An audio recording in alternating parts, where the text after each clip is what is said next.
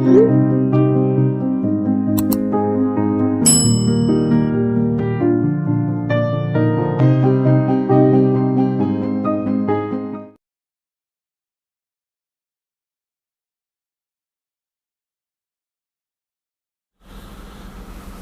परमात्मा पूर्ण ब्रह्म सर्व ब्रह्मांडों के रचनहार कबीर साहब हैं, कबीर देव जी हैं। वो हम सभी आत्माओं के जनक हैं, वही हमारे पिता हैं। इसी परमेश्वर में वो सभी गुण हैं। त्वमेव माता च पिता त्वमेव, त्वमेव बंधु च सखा त्वमेव, त्वमेव विद्या च द्रविण त्वमेव, त्वमेव सर्व मम देव देव। ये सर्व देव देव यही परमात्मा है जो सभी भगवानों का भगवान है, सबका मालिक है। अब प्रथम बार कोई श्रद्धालु ये वचन सुनता है कि कबीर देव, कबीर साहब पूर्ण परमात्मा है, परम अक्षर ब्रह्म है, सभी ब्रह्मांडों के रचयिता हैं, तो ये बात, ये वचन कुनीन की तरह जीवा पर रखे नहीं जाते।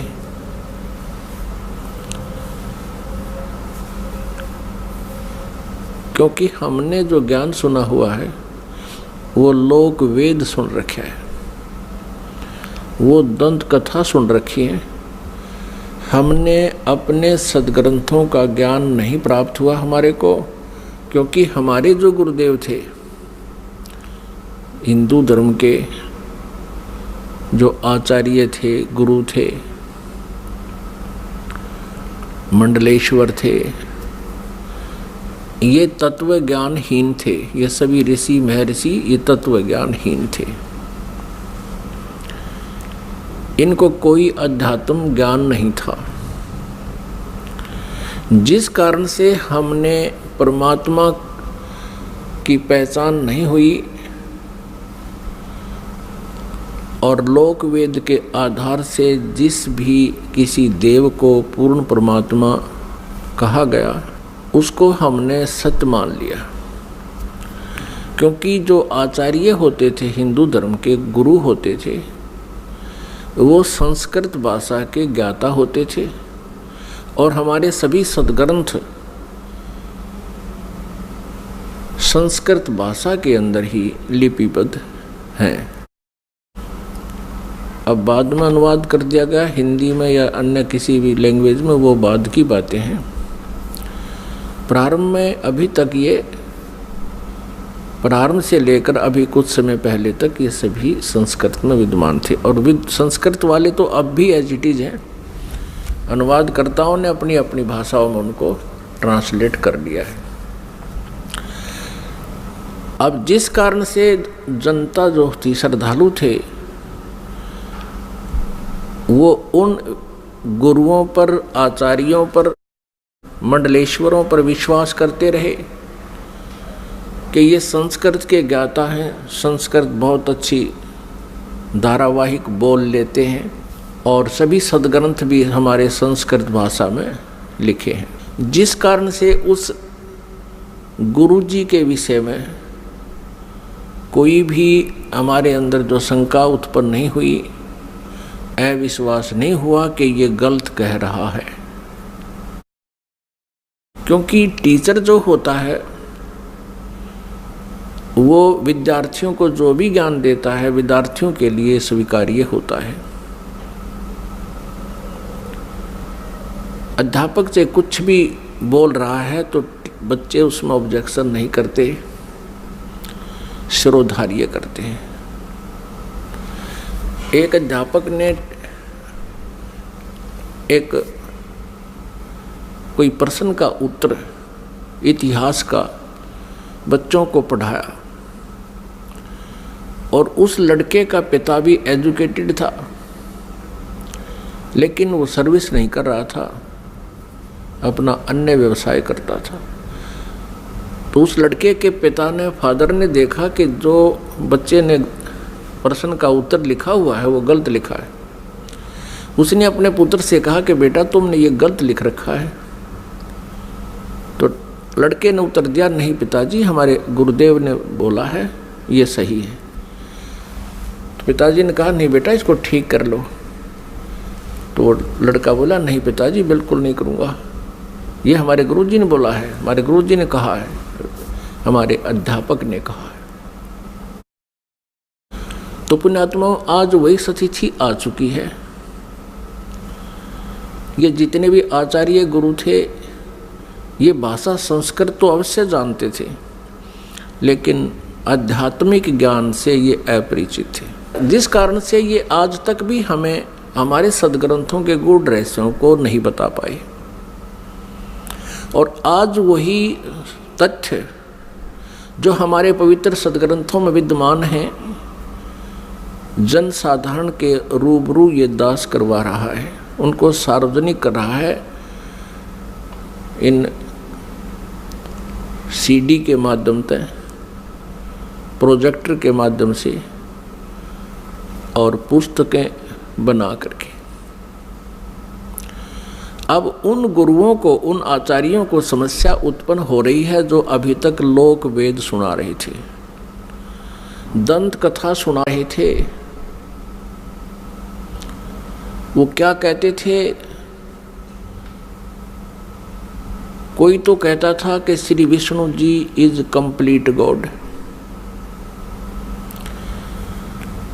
ये विष्णु जी ही सर्व समर्थ भगवान हैं और यही 3 रूप धारण कर लेते हैं। ब्रह्मा जी के रूप में ये सृष्टि करते हैं, विष्णु जी के रूप में ये सतिथि करते हैं और शिव जी के रूप में ये संहार करते हैं।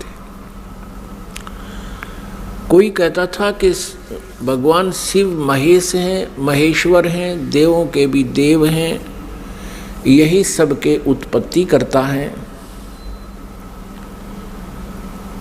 और यही 3 रूप धारण करके इस ब्रह्मांड का संचालन कर रहे हैं। यही अखिल ब्रह्मांड के नायक हैं, मालिक हैं।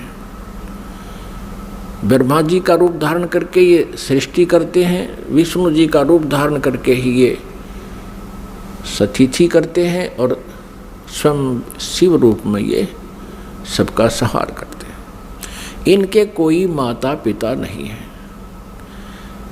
तो ये लोक वेद था, ये दंत कथा थी। हम इनको सर्वेश्वर महेश्वर कहा करते थे। पुण्यात्माओं, जिस मार्ग पर हम चलते हैं, हम अपना सफ़र तय करने के लिए उद्धत होते हैं, तो उसकी जानकारी हमें थोरोली होनी चाहिए, कंप्लीट होनी चाहिए, फिर उस पर चलने का लाभ है। और यदि हम जाना चाहते हैं हिसार से दिल्ली और हम चल पड़े हिसार से सरसा की ओर, तो हमारा चलना व्यर्थ है। चाहे हम कितनी स्पीड से जा रहे हैं, कितनी गाड़ी को दौड़ा रहे हैं, वो व्यर्थ है। और किसी कारण से आप हिसार से और सिरसा जा रहे हो और रास्ते में कोई इत्तेफाक से कोई व्यक्ति मिल जाता है, पूछ लेता है कहाँ जा रहे हो जेंटलमैन, तो आप कहोगे जी हम दिल्ली जा रहे हैं। वो व्यक्ति आपसे ये कहे कि ये दिल्ली वाला वे नहीं है, ये दिल्ली मार्ग नहीं है, ये तो आप उल्टा जा रहे हो, सिरसा साइड में पंजाब की तरफ जा रहे हो। तो उस जेंटलमैन को विचार करना चाहिए कि ये व्यक्ति ऐसे क्यों बोल रहा है, क्योंकि वो तो अपने हिसाब से दिल्ली जा रहा है, लेकिन उसकी अपनी सोच है कि वो दिल्ली जा रहा है, लेकिन मार्ग गलत है, उसकी दिशा गलत है। तो उस जेंटलमैन को, उस भद्र पुरुष को चाहिए वेरीफाई करे। और वेरीफाई करने का सबसे इजी तरीका ये है, या तो किसी और व्यक्ति से पूछे और वो भी यही कह रहा है और आपका नहीं यकीन हो रहा तो फिर मैप देखे, मैप अपना मानचित्र देखे और पूछे मैं कहाँ खड़ा हूँ, तो वो लिखा है शहर का नाम कि आप यहाँ सिरसा आ चुके हो, सिरसा से 10 किलोमीटर दूर खड़े हो।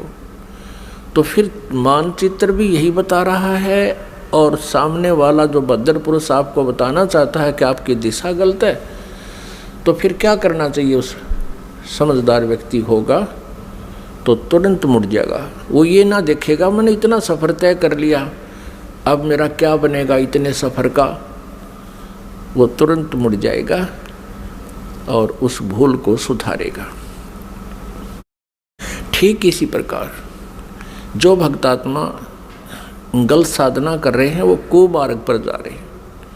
जिन पुण्यात्माओं को ये ज्ञान गलत प्राप्त है वो कुमार्ग पर जा रहे हैं। परमात्मा पाने वाला वो मार्ग नहीं है। और आपको अब ये दास कह रहा है कि आप गलत मार्ग पर जा रहे हो, इससे वापस हो जाओ।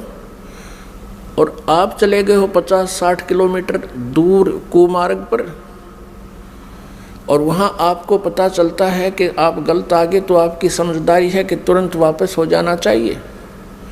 और यदि आप ये सोचो कि अब इतने सफ़र का मैंने तय कर लिया, ये तो व्यर्थ गया, मैं तो वापस नहीं होऊंगा, तो ये बुद्धिमता नहीं, ये तो मूर्खता कही जाएगी। इसी प्रकार आप जी किसी भी इस गुरु इष्ट संत के पास किसी भी इष्ट की पूजा कर रहे हो, और आपने किसी ने 5 वर्ष, किसी ने 10 वर्ष, किसी ने 20 वर्ष, किसी ने 30 वर्ष भी हो चुके हैं, वहाँ डलेड हो रहे हैं। आज आपको ये पता चलता है कि आपका मार्ग गलत है, तो आप जी को चाहिए, क्या चाहिए? अब इसमें कहने की आवश्यकता नहीं गनी, बुद्धिमान को संकेत बहुत है।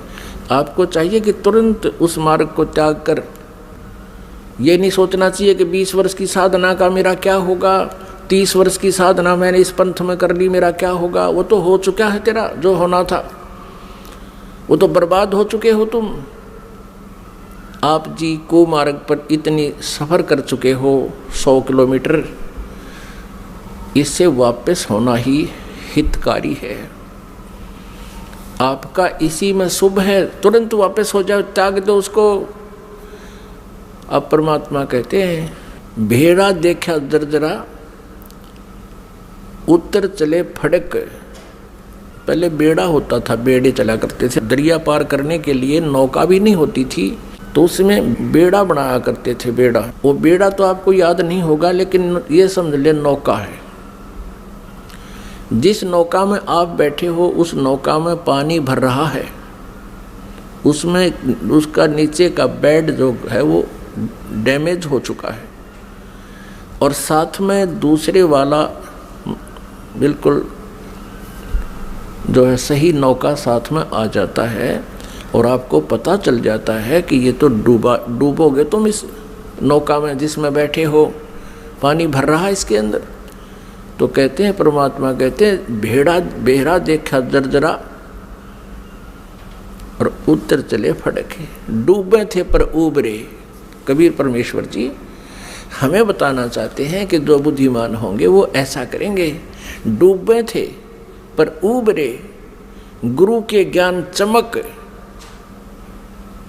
और भेड़ा देखा जर्जरा उत्तर चले फड़क। कहते हम तो डूबे थे, 84 लाख योनियों में चले जाते। गुरु जी के ज्ञान से फिर हम फड़क गए, एकदम फड़कना माने न जबरदस्त भयभीत हो जाना, और एकदम फड़क के यानी ऐसे चमक के कूद जाना, एकदम चमक जाना। मतलब सेकंड का विचार भी नहीं करने का समय है। डूब रहा है तो एकदम दूसरा साथ में खड़ा है, अच्छा स्थान है, तो उस पर चमक एकदम कूद जाना, उसको कहते हैं डूबे थे पर उबरे। गुरु के ज्ञान चमक, एकदम चमक का पड़ा है भाई, एकदम ऐसे सतर्क हो जाना। और भेड़ा देखा दरदरा, दरदरा माने टूटन डूबन हो रहा है, तो उत्तर चले फड़क। तो उस पुण्यात्मा को अब विलंब नहीं करना चाहिए गुरु बदलन में। उस मार्ग में कितना ही चला गया उसको तुरंत त्याग देना चाहिए। वो तो बिल्कुल कुमार्ग पर आप तो 200 किलोमीटर 100 किलोमीटर दूर चले गए हो, वो आना वापस पड़ेगा, आना ही पड़ेगा। आगे जितने कदम रखोगे वो गलत ही है, दूर ही जाओगे। तो जैसे कोई तो श्री ब्रह्मा जी को रचयिता बताते हैं, कोई श्री विष्णु जी सतगुण जी को रचयिता बताते हैं, कोई तम गुण श्री शिव जी को रचयिता बताते हैं, कोई श्री ब्रह्मा जी रजोगुण को ब्रह्मांड का रचयिता बताते हैं, सभी ब्रह्मांडों का। पुण्यात्माओं, ये लोक वेद है। और कोई कोई कहता है कि दुर्गा ही सबकी सृष्टि सर्जनहार है, जो दुर्गा जी के उपासक हैं। जो श्री देवी जी के उपासक हैं वो देवी जी को ही सब कुछ मानते हैं। और जो ब्रह्म के उपासक हैं, ब्रह्म, वो ब्रह्म को ही सर्वेस्वा मानते हैं। तो पुण्यात्माओं, हमने सबसे पहले ये मैप देखना होगा, अपने सदग्रंथों रूपी मैप को हम पुनः देखेंगे कि इनमें हमें क्या मार्गदर्शन हुआ है, तो तब हम संतुष्ट होंगे। अभी तक तो हम किसी से कुछ सुन रहे हैं भगवान के विषय में, किसी महापुरुष ने कुछ ज्ञान दिया है, किसी ने कुछ दिया है, और हम विद्यार्थी हैं, श्रद्धालु हैं। जो भी संत गुरु जी हमें जैसा भी भगवान के विषय में ज्ञान देता है, हम बिना किसी शंका के, बगैर किसी ऑब्जेक्शन के हम स्वीकार कर लेते हैं। तो पुण्यात्माओं, आप इसके विषय में कि भगवान कौन है, सृष्टि रचना कैसे हुई, ये जानकारी हमें सर्वप्रथम होनी चाहिए, और तभी हम परमात्मा के मार्ग पर सफल हो सकेंगे। फिर हमें कोई भ्रमित नहीं कर सकेगा। श्रीमद् भगवत गीता अध्याय नंबर 16 के श्लोक नंबर 23 में कहा है कि शास्त्र विधि को त्याग कर जो मनमाना आचरण करते हैं, यानी मनमानी पूजाएं करते हैं, मनमाने साधनाएं करते हैं जो शास्त्रों में विद्यमान नहीं है, जो ज्ञान और उसका समाधान, वो साधना व्यर्थ है। न उनकी गति होती है, न उनको कोई सुख प्राप्त होता है, और न ही उनको कोई सिद्धि प्राप्त होती है, अर्थात व्यर्थ, यूजलेस। फिर तुरंत ही 24वें श्लोक में 16वें अध्याय में कहा है गीता जी में कि इससे तेरे लिए अर्जुन कर्तव्य और अकर्तव्य की व्यवस्था में, कर्तव्य मीन जो भक्ति कर्म हमने करने चाहिए और जो ना करने चाहिए, जो त्यागने चाहिए और जो ग्रहण करने चाहिए, उनके लिए सदग्रंथ ही प्रमाण है। किसी की दंत कथा पर विश्वास मत करना। फिर गीता जी अध्याय नंबर 2 के श्लोक नंबर 53 में कहा कि अर्जुन, जिस समय तेरी बुद्धि भिन्न भिन्न प्रकार के भ्रमित करने वाले ज्ञानों से, वचनों से हटकर केवल एक तत्व ज्ञान पर, परमात्म ज्ञान पर स्थिर हो जाएगी, तब तू योग को प्राप्त होगा, तब तो तू भक्त बनेगा, तब तो तेरी भक्ति प्रारंभ होगी। जब तू एक ज्ञान पर, शास्त्र अनुकूल ज्ञान पर तू स्थिर हो जाएगी तेरी बुद्धि, फिर तू डगमग ना होकर के सीधे सुमार्ग पर चल पड़ेगा। फिर जितने भी कदम इस भक्ति सफर में रखेगा वो तेरे शुभ होंगे, लाभदायक होंगे। अब सृष्टि रचना के बारे में बहुत से असमंजस हैं। जैसे जैन धर्म के व्यक्ति, श्रद्धालु, आचार्य, मुनि, वो कहते हैं कि इस सृष्टि का कोई रचयिता नहीं, कोई इसका संहार करता नहीं, अनादि है, अपने आप बनती है, अपने आप ये चलती है। ऐसा ही नहीं, और भी बहुत से श्रद्धालु हैं। कोई कहते हैं विष्णु जी ने इसकी रचना की है, जैसे अब पीछे हम बता चुके हैं। इसके विषय में आप जी को विशेष डिटेल से बताएंगे। परमेश्वर कबीर देव जी का जो प्रसंग चला था कि ये पूर्ण परमात्मा है, पूर्ण ब्रह्म है, कंप्लीट गॉड है, ये विश्वास आप जी को नहीं हो सकता जब तक हम इनके गुणों से परिचित नहीं होंगे। और गुण कहाँ होते हैं? उनके जीवनी में, उनके इतिहास में लिखे होते हैं। जैसे विष्णु जी, श्री शिव जी, श्री विष्णु जी, श्री ब्रह्मा जी, इनकी जानकारी भी इनकी जीवनी में, इनके इतिहास में लिखी है, पुराणों में। और परमेश्वर कबीर जी की महिमा सूक्ष्म वेद में लिखी है, सूक्ष्म वेद में। आदि शंकराचार्य जी के इतिहास में दास ने पढ़ा, उन्होंने भी सूक्ष्म वेद का समर्थन किया है। आदि शंकराचार्य ने कहा है कि 4 वेद, ऋग्वेद, यजुर्वेद, सामवेद और अथर्ववेद, ये तो अवेलेबल हैं, लेकिन सूक्ष्म वेद वो 5वां है। उसके विषय में उन्होंने कहा कि वो कैलाश पर्वत पे है। अब कारण क्या है कि 5वें वेद को इस काल ने, ब्रह्म ने नष्ट कर दिया, सूक्ष्म वेद को। उस सूक्ष्म वेद को देने के लिए परमेश्वर स्वयं यहाँ आते हैं, अपने सतलोक से चलकर, मुक्ति धाम से, सनातन परम धाम से गति करके यहाँ आते। उस छुपे हुए ज्ञान को जो काल भगवान ने, ब्रह्म भगवान ने नष्ट कर दिया, यानी छुपा रखा है, वो किसी तक नहीं आने देता। तो उस 5वें वेद को परमात्मा बताने के लिए आते हैं। उस 5वें वेद में लिखा है, और उस वेद को, उस ज्ञान को परमात्मा ने 600 वर्ष पहले अपने मुखारविंद से, अपने मुख कमल से बोला था। इसलिए गीता जी अध्याय नंबर 4 के श्लोक नंबर 32 में कहा है कि अर्जुन, गीता जी अध्याय नंबर 4 के श्लोक नंबर 25 से लेकर 31 तक बताया गया है, कोई देवताओं की पूजा करता है, कोई स्वाध्याय ही करता है, कोई तीक्ष्ण अहिंसावादी व्रतों पर ही आधारित है, कोई प्राणायाम आदि करके ही अपनी साधना को सफल मानता है। ये इस आध्यात्मिक ज्ञान का, धार्मिक यज्ञों का, यज्ञ माने अनुष्ठानों का विस्तार से विवरण 4थे अध्याय के 32वें श्लोक में कहा है कि वो सच्चिदानंद घन ब्रह्म की वाणी में विस्तार से कहा गया है। यहाँ अनुवादकर्ताओं ने श्रीमद् भगवत गीता अध्याय 4 श्लोक 32 में अनुवादकर्ताओं ने ज्ञान न होने से अनर्थ कर दिया। उसमें लिखा ब्रह्मण मुखे, मूल पाठ में ब्रह्मण मुखे लिखा है, अनुवादकर्ताओं ने लिख दिया ब्रह्मण मुखे का अर्थ लिख दिया वेद की वाणी में। वो गलत लिख दिया, वो गलत अनुवाद किया है। ब्रह्मण मुखे माने सच्चिदानंद घन ब्रह्म की वाणी में, जो अपने मुख से, मुखे माने अपने मुख से मालिक ने जो बोली है, उस मुख से बोली हुई वाणी में विस्तार से कहे गए हैं, और वो है कबीर वाणी। ब्रह्मण का अर्थ यहाँ इन्होंने गलत कर दिया, वेद लिख दिया।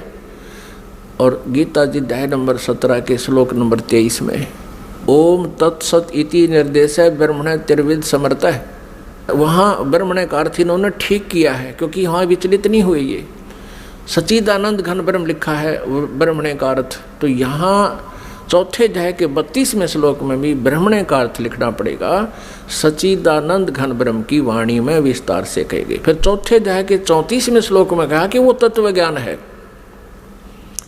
जो 5वें वेद में लिखा है, सूक्ष्म वेद में लिखा है। उस तत्व ज्ञान को तू तत्वदर्शी संतों के पास जाकर समझ। उनको दंडवत प्रणाम करने से, कपट छोड़ के विनम्र भाव से प्रसन्न करने से वो तत्वदर्शी संत तुझे उस परमात्म तत्व का ज्ञान कराएंगे। इससे ये भी सिद्ध हो गया कि गीता ज्ञानदाता उस 5वें वेद से परिचित नहीं है, इसलिए उसने ऑप्शन छोड़ दिया कि आप उस ज्ञान को तो तत्वदर्शी संतों से समझो। तो परमेश्वर कबीर देव जी स्वयं आते हैं वो पूर्ण ब्रह्म तत्वदर्शी संत की भूमिका करने के लिए। उन्होंने 600 वर्ष पहले, क्योंकि परमेश्वर कबीर जी सन 1398 में, यानी संवत 1455, विक्रमी संवत 1455 जून यानी ज्येष्ठ की पूर्णमासी को एक शिशु रूप धारण करके कमल के फूल पर विराजमान हुए थे काशी शहर में लहरतारा तालाब में।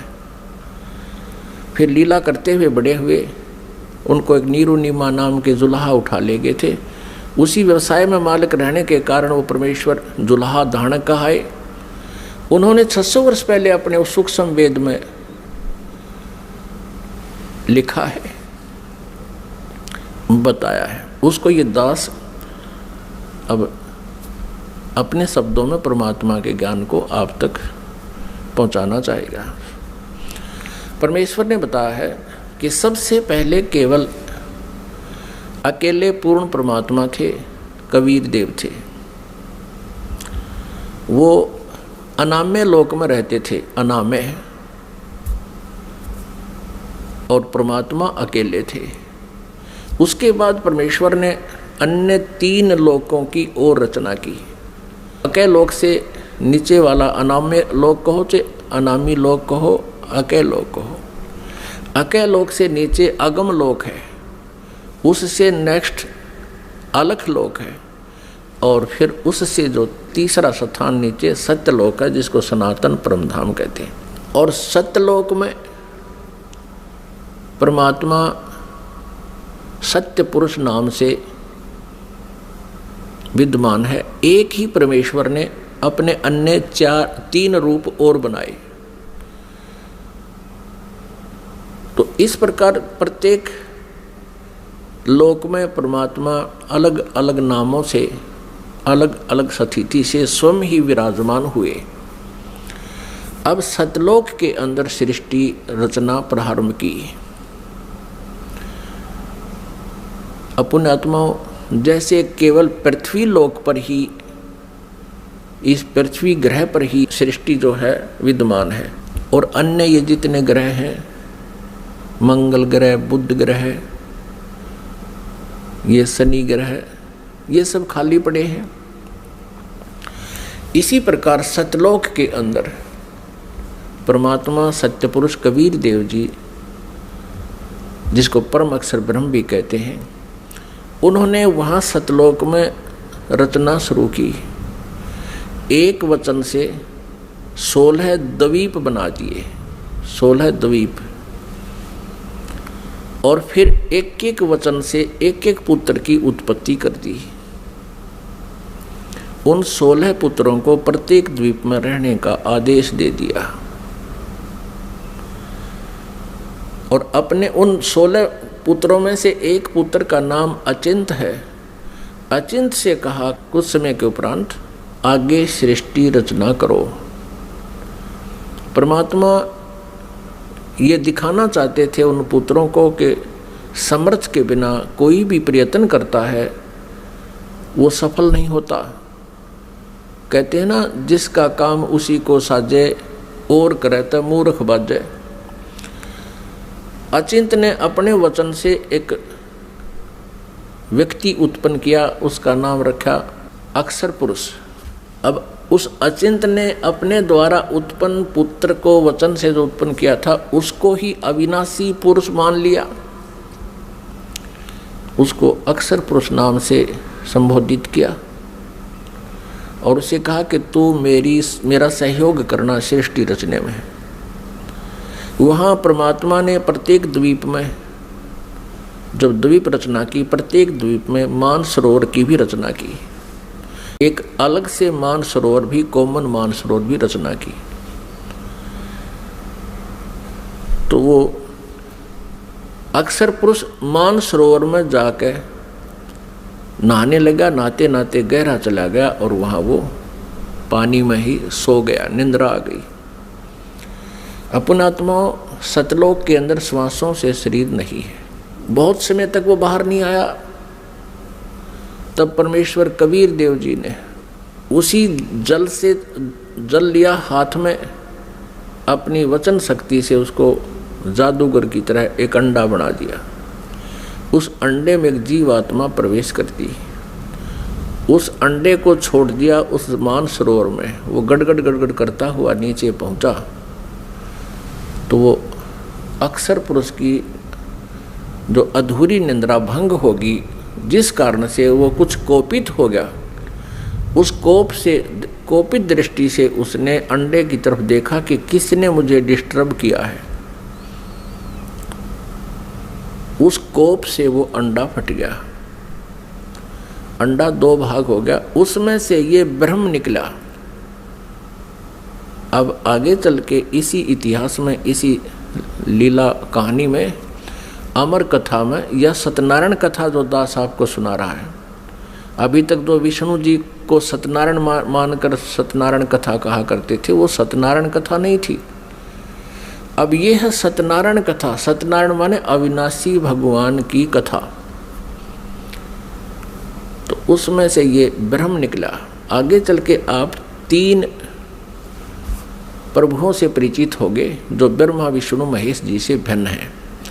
एक सर्वब्रह्म, इसको सर्वब्रह्म भी कहते हैं, सर्वब्रह्म। और दूसरा ये अक्षर पुरुष यानी अक्षर ब्रह्म। ये अक्षर पुरुष कहो तो अक्षर ब्रह्म कहो।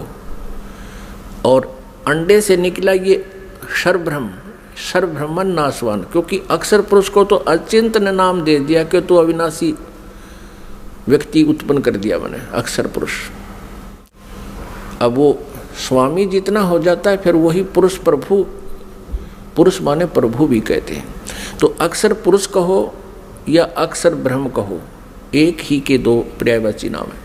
इसी प्रकार सर पुरुष कहो, ये ब्रह्म जो अंडे से निकला ये सर पुरुष है, इसको सर ब्रह्म कहो, इसके पर्यायवाची नाम है। इसको ज्योति स्वरूपी निरंजन भी, काल भी, ये ब्रह्म ही आगे चल के काल भी कहा जाएगा। अब याद रखना, क्योंकि पुण्यात्मा, जब तक आप इस इतिहास से परिचित नहीं होगे, सृष्टि रचना से, आप किसी भी सदग्रंथ को नहीं समझ सकते। तब परमेश्वर ने आदेश दिया उन दोनों को कि तुम बाहर आओ। अचिंत पुरुष तुम निंद्रा में थे, न वो अक्षर पुरुष तुम निंद्रा में थे, तुम्हें जगाने के लिए ये सब प्रोसेस अपनाया है, तुम बाहर आ जाओ। दोनों बाहर आ गए। अब परमात्मा ने अचिंत से कहा कि अचिंत, अब देख लिया तूने, समर्थ के बिना कोई कार्य सफल नहीं होता। अब तू तो इसको बाहर भी नहीं निकाल सकता था। और आगे से ध्यान रखना कि बीच में टांग अड़ाओ मेरी क्रिया में, इसलिए तुम्हें तुम्हारे सामर्थ्य से परिचित कराया है। तो अचिंत ने कान पकड़ दिए कि दाता हम कुछ नहीं कर सकते। अब परमेश्वर ने आदेश दिया उन दोनों को, किसको? सरपुरुष अर्थात जिसको सर्वब्रह्म भी कहते हैं, जो आगे चल के ब्रह्मा विष्णु महेश का पिता सिद्ध होगा इसी कथा में। सरपुरुष और अक्षर पुरुष को दोनों से कहा कि तुम उस अचिंत के द्वीप में रहो। इन दोनों ने आज्ञा का पालन किया। और तीनों कौन? अचिंत, अक्षर पुरुष और सरपुरुष, जिसको सर्वब्रह्म भी कहते हैं। और यहाँ हम सीधी भाषा में उसको ब्रह्म भी कहने लग गए। आगे डिफाइन करेंगे ब्रह्म क्यों कहने लगे। अब ये तीनों एक द्वीप में रह रहे हैं। बाकी जो अन्य 15 जने हैं, परमात्मा के वचन से उत्पन्न वो पुत्र, वो अलग अलग सिंगल द्वीप में रह रहे थे। कुछ समय उपरांत परमेश्वर ने हम सभी आत्माओं को, आप जी को, सारे ब्रह्मांडों की जितनी आत्माएं हैं, अपने शरीर से, अपने वचन से उत्पन्न कर दिया। और वहाँ हम तेजोमय शरीर में विद्यमान थे। नूरी शरीर है हमारा, यानी तेजोमय शरीर है, एक तत्व से बना हुआ है। उसमें नाड़ी, वो शुक्रम अकायम असनाविरम, वो जैसे हमारी शुक्र से बनी हुई काया नहीं होती जो माता पिता के संयोग से बनती है, उसमें नाड़ी आदि का जुगाड़ जोड़ नहीं होता, नाड़ी तंत्र नहीं होता। इसी ऐसा ही शरीर परमात्मा का है, साकार है, मनुष्य दृश्य है, तेजों में है। लेकिन परमात्मा के शरीर का और हमारे शरीर के नूर में, सामर्थ्य में, शक्ति में और उसके नूर में, प्रकाश में अंतर है। पूर्ण परमात्मा सत्य पुरुष यानी कबीर देव जी का जो सतलोक में शरीर है, उसका एक रोमकूप में करोड़ सूर्य करोड़ चंद्रमा से भी अधिक रोशनी है। और हमारा वहाँ शरीर कैसा था, जो शेष वहाँ रह रहे हैं उनका कैसा शरीर है, और हम जब परमात्मा ने अपने वचन से उत्पन्न किए थे तब हमारा कैसा शरीर था, मनुष्य सदृश था। और हमारा शरीर 16 सूर्य जितने प्रकाश युक्त था, हमारे पूरे बॉडी का शरीर 16 सूर्य जितना तेज था यहाँ की जो सूर्य, लेकिन गर्मी ना हो। हम सभी वहाँ रहने लगे, वहाँ कोई दिक्कत नहीं थी, किसी प्रकार का कोई अभाव नहीं था, वहाँ जरा और मरण नहीं था, वहाँ जन्म मृत्यु नहीं होता था और बुढ़ापा भी नहीं आता था वहाँ पर। अपने आत्माओं यहाँ विचार करना कि हम यहाँ कितने दुखी हैं और फिर भी हम ये सोचे हैं हमारी मृत्यु ना हो, और जबकि हमें पता है कि मृत्यु तो डेफिनेट होगी, यहाँ का विधान है, और फिर भी हमारी मरने की इच्छा नहीं। कारण क्या है कि हम ऐसे लोक में रहा करते थे जहाँ मृत्यु नहीं होती थी, जिस कारण से हमें ये मरना अच्छा नहीं लगता। और बिल्कुल ठीक है, वे क्यों तो जन्म हुआ था और फिर क्यों मारे। 30, 40, 50, 60, 70, 80 वर्ष तो हम ये मकान मकून बनाने में लावा, फिर इसमें रहने पाते ना, 1 मिनट में कड़च कर देता है यहाँ का भगवान। तो वहाँ जरा और मरण नहीं था, जरा माने बुढ़ापा। अब कोई भी बूढ़ा होना पसंद नहीं करता, सब ने सोचा मैं युवा दिखूं। और ये बड़े बड़े नेता तो सर्जरी करा कर मेकअप करना चाहें, कब तक करोगे, 10 साल पाछे फिर फ्यूज होगे। तो कहने का भाव ये है कि हमारी नेचर है ऐसी कि हम युवा दिखें, लेकिन यहाँ तो बनावटी आर्टिफिशियल है सारा, और वहाँ ओरिजिनल था, तो हम वहाँ ऐसे रहते थे।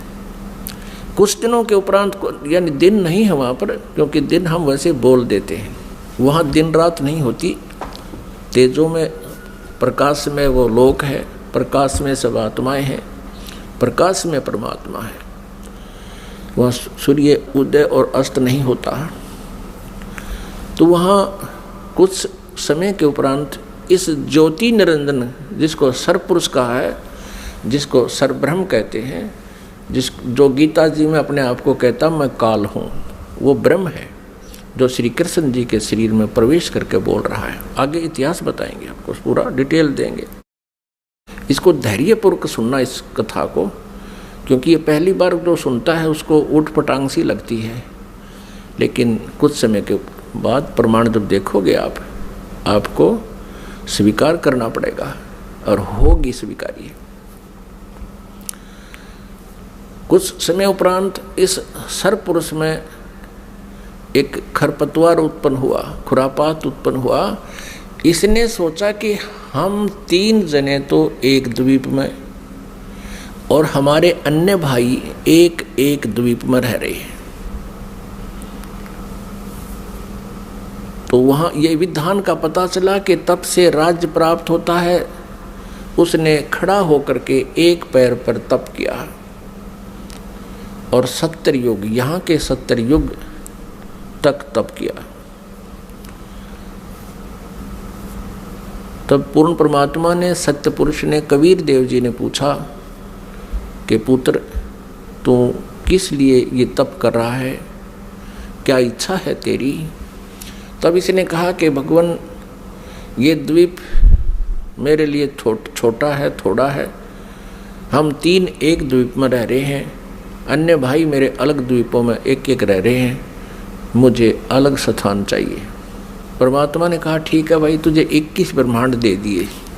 जैसे एक धनी पिता अपने पुत्र को 21 प्लाट दे दे, अगले बेटा ये तेरे हिस्से में 21 प्लाट आ गए। अब उन प्लाटों को पाकर, 21 ब्रह्मांड को पाकर, ये सरब्रह्म, हम संत लैंग्वेज में इसको क्षर ब्रह्म कहते हैं। क्षर ब्रह्म, क्षर अक्षर, अक्षर तो ये अक्षर ब्रह्म तो ये परब्रह्म है जो अचिंत के वचन से उत्पन्न हुआ, और क्षर ब्रह्म है ये परमात्मा के वचन से, अंडे से उत्पन्न हुआ।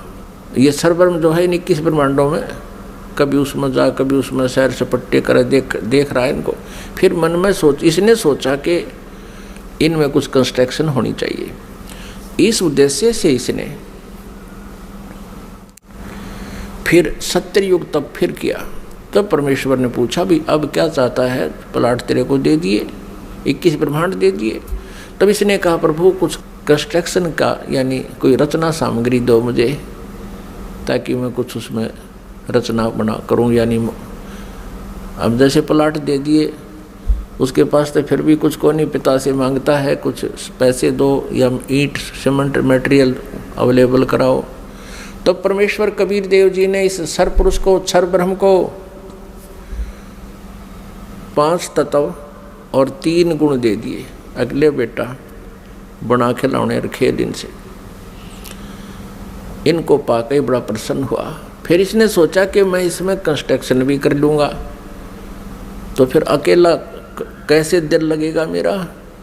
इसने सोचा कि कुछ आत्माएं भी मैं प्राप्त करूं भगवान से। इस क्षर ब्रह्म ने, इस काल भगवान ने फिर तप फिर प्रारंभ किया, एक पैर पे खड़ा हो गया। तो उधर से हम यहाँ इसके जाल में कैसे फंस गए, ये एक बहुत विशेष विचारणीय समय जो है ना बात है पुण्यात्माओं, एक विशेष विचारणीय विषय है कि हम क्यों फंसे। फिर चल इसने तो ऐसा कर लिया, प्राप्त हुआ अलग से, हम इसके साथ कैसे, हम जो फंसे हुए हैं ये इसके साथ फंसे हुए हैं, इस ब्रह्म के क्षर ब्रह्म के साथ हम यहाँ आ गए, जिस कारण से हम यहाँ दुख पा रहे हैं। अपने पिता को छोड़ आए जहाँ कोई अभाव नहीं था, कोई जन्म मृत्यु नहीं थी। तो हम कैसे फंसे कि हम वहाँ देख रहे थे इसके तप को, और जब ये खड़ा होकर तप कर रहा था, एक पैर पे खड़ा होकर, हम सभी इस पर आसक्त हो गए, इतने आसक्त हो गए। ओहो हो, देख कितने दिन से एक पैर पे खड़ा है, कभी इस पैर को कर लेता है, कभी उस पैर पे खड़ा हो जाता है, और ऐसे करके खड़ा है कभी। तो हम इसकी इन अदाओं से इतने प्रभावित हो गए, हम अपने भगवान से भी दिल हटा बैठे। जो हमें सर्व सुख दे रहा था, सब सुविधाएं उपलब्ध करा रहा था, हम उससे हटकर इसके ऊपर आसक्त हो गए। तो पुण्यात्माओं, यही बीमारी, यही स्वभाव आप और हम सभी को वहाँ से लगी थी। जैसे यहाँ के हीरो और हीरोइन, अभिनेता अभिनेत्री अपने पेट के लिए, रोजी रोटी के लिए एक्टिंग करते हैं, अदाएं करते हैं, उछल कूद करते हैं, और ये युवा वर्ग बच्चे उनको देखकर इतने आसक्त हो जाते हैं, पूछो मत। और यदि कोई हीरो या हीरोइन यानी कोई अभिनेता या अभिनेत्री यहाँ बरवाला में आ जा या हिसार में आ जावे, फिर देखो इन बच्चों के, कॉलेज वालों के और जवान बच्चों की वहाँ कैसे भीड़ उमड़ कर जाती है, और कम से कम 200, 300, 400 फुट से दूर खड़े खड़े देखते हैं कि देखो वो खड़ा, वो है वो फलाना नेता अभिनेता, वो खड़ी, वो है फलानी अभिनेत्री। अब वो तो अपने पेट के लिए कर रहा है सारे काम, और वो बच्चे बेमतलब वहाँ जा रहे हैं उसको देखने के लिए। लेना एक न देने दो, क्या देगा उनको वो, और धक्के खा के सामने भूखे अपने वापस आ जाते हैं। ठीक इसी प्रकार हम इस काल पर आसक्त हो गए और भगवान से हमारा हृदय हट गया। परमेश्वर कबीर देव जी ने बहुत बार आकाशवाणी की कि कोई भी इस ज्योत निरंजन के इस ड्रामे को मत देखे, इस पे प्रभावित ना हो, आप अपना मालिक में ध्यान रखो। लेकिन हम ऊपर से तो सावधान हो गए, जैसे हम बिल्कुल इसको नहीं चाहते, लेकिन अंदर से कसक नहीं गई। वो तो अंतर्यामी है परमात्मा। तो उस समय परमात्मा के बार बार कहने पर भी हम इस काल से अपना मन नहीं हटा सके, अपनी आत्मा को नहीं हटा सके, और अंदर से इसमें चाह बनी रही। अब इसने तीसरी बार जब तप शुरू किया, इसने परमेश्वर से चाहा कि मैं कुछ आत्मा प्राप्त करूं। जब परमेश्वर ने इससे पूछा, जब इसने 64 युग तप कर लिया तीसरी बार, तब पूछा कि क्या चाहता है ज्योति निरंजन? जो आपने मांगा था वो मैंने आपको दे दिया, अब तू क्यों हट कर रहा है? तब इसने कहा, ज्योति निरंजन ने यानी क्षर पुरुष ने कहा कि प्रभु मुझे कुछ आत्माएं दे दो, मैं अकेला वहाँ नहीं रह सकता, 21 ब्रह्मांडों में अकेला कैसे रहूँगा। तब परमेश्वर ने कहा कि भी देखो, तेरे तप के बदले में 64 युग जो तप किया है इसके बदले में और राज्य दे सकता हूँ, और वस्तु मांग ले वो दे सकता हूँ, लेकिन ये आत्मा नहीं दे सकता, क्योंकि ये मेरी आत्मा है। अब ये मेरे वचन से उत्पन्न हुई है, मेरा अंश है, अपने अंश को मैं कैसे दे सकता हूँ?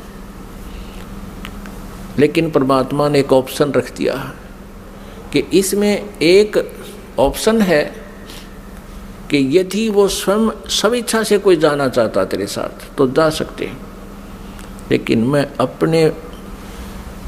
अपनी तरफ से उनको नहीं डाल सकता कुएं में। तब ज्योति निरंजन हमारे पास आया, ये क्षर पुरुष हमारे पास आया। जितनी आत्माएं आज इसके ब्रह्मांडों में हम कैद हो गए, यहाँ कष्ट उठा रहे हैं, ये सभी आत्माएं इसके चारों तरफ उमड़ कर खड़ी होगी। जैसे हीरो आता है, अभिनेता आता है। इसने कहा हमसे कि मैंने पिताजी से 70 युग तप करके बहुत बड़े ब्रह्मांड प्राप्त किए हैं, वहाँ पर स्वर्ग बनाऊंगा, महास्वर्ग बनाऊंगा, हीरे पन्ने लालों के मैं पहाड़ बनाऊंगा, वहाँ दूधों की नदी बहाऊंगा और तुम चलोगे मेरे साथ।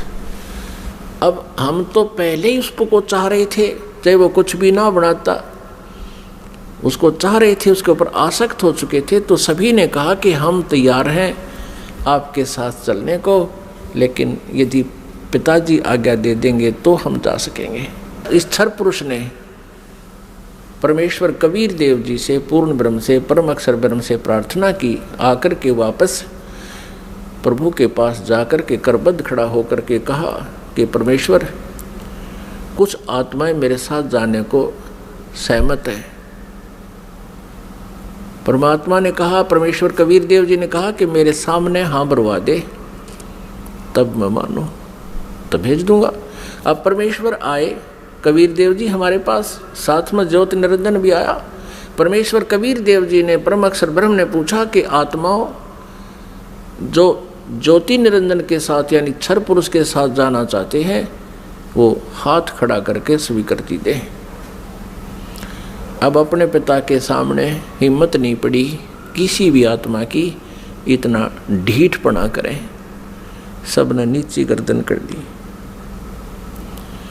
तब परमेश्वर ने कहा कि अरे ज्योति निरंजन, अरे क्षर पुरुष, आप तो कह रहे थे कुछ आत्माएं तैयार हैं, ये तो कोई भी नहीं बोल रहा, सन्नाटा छा गया।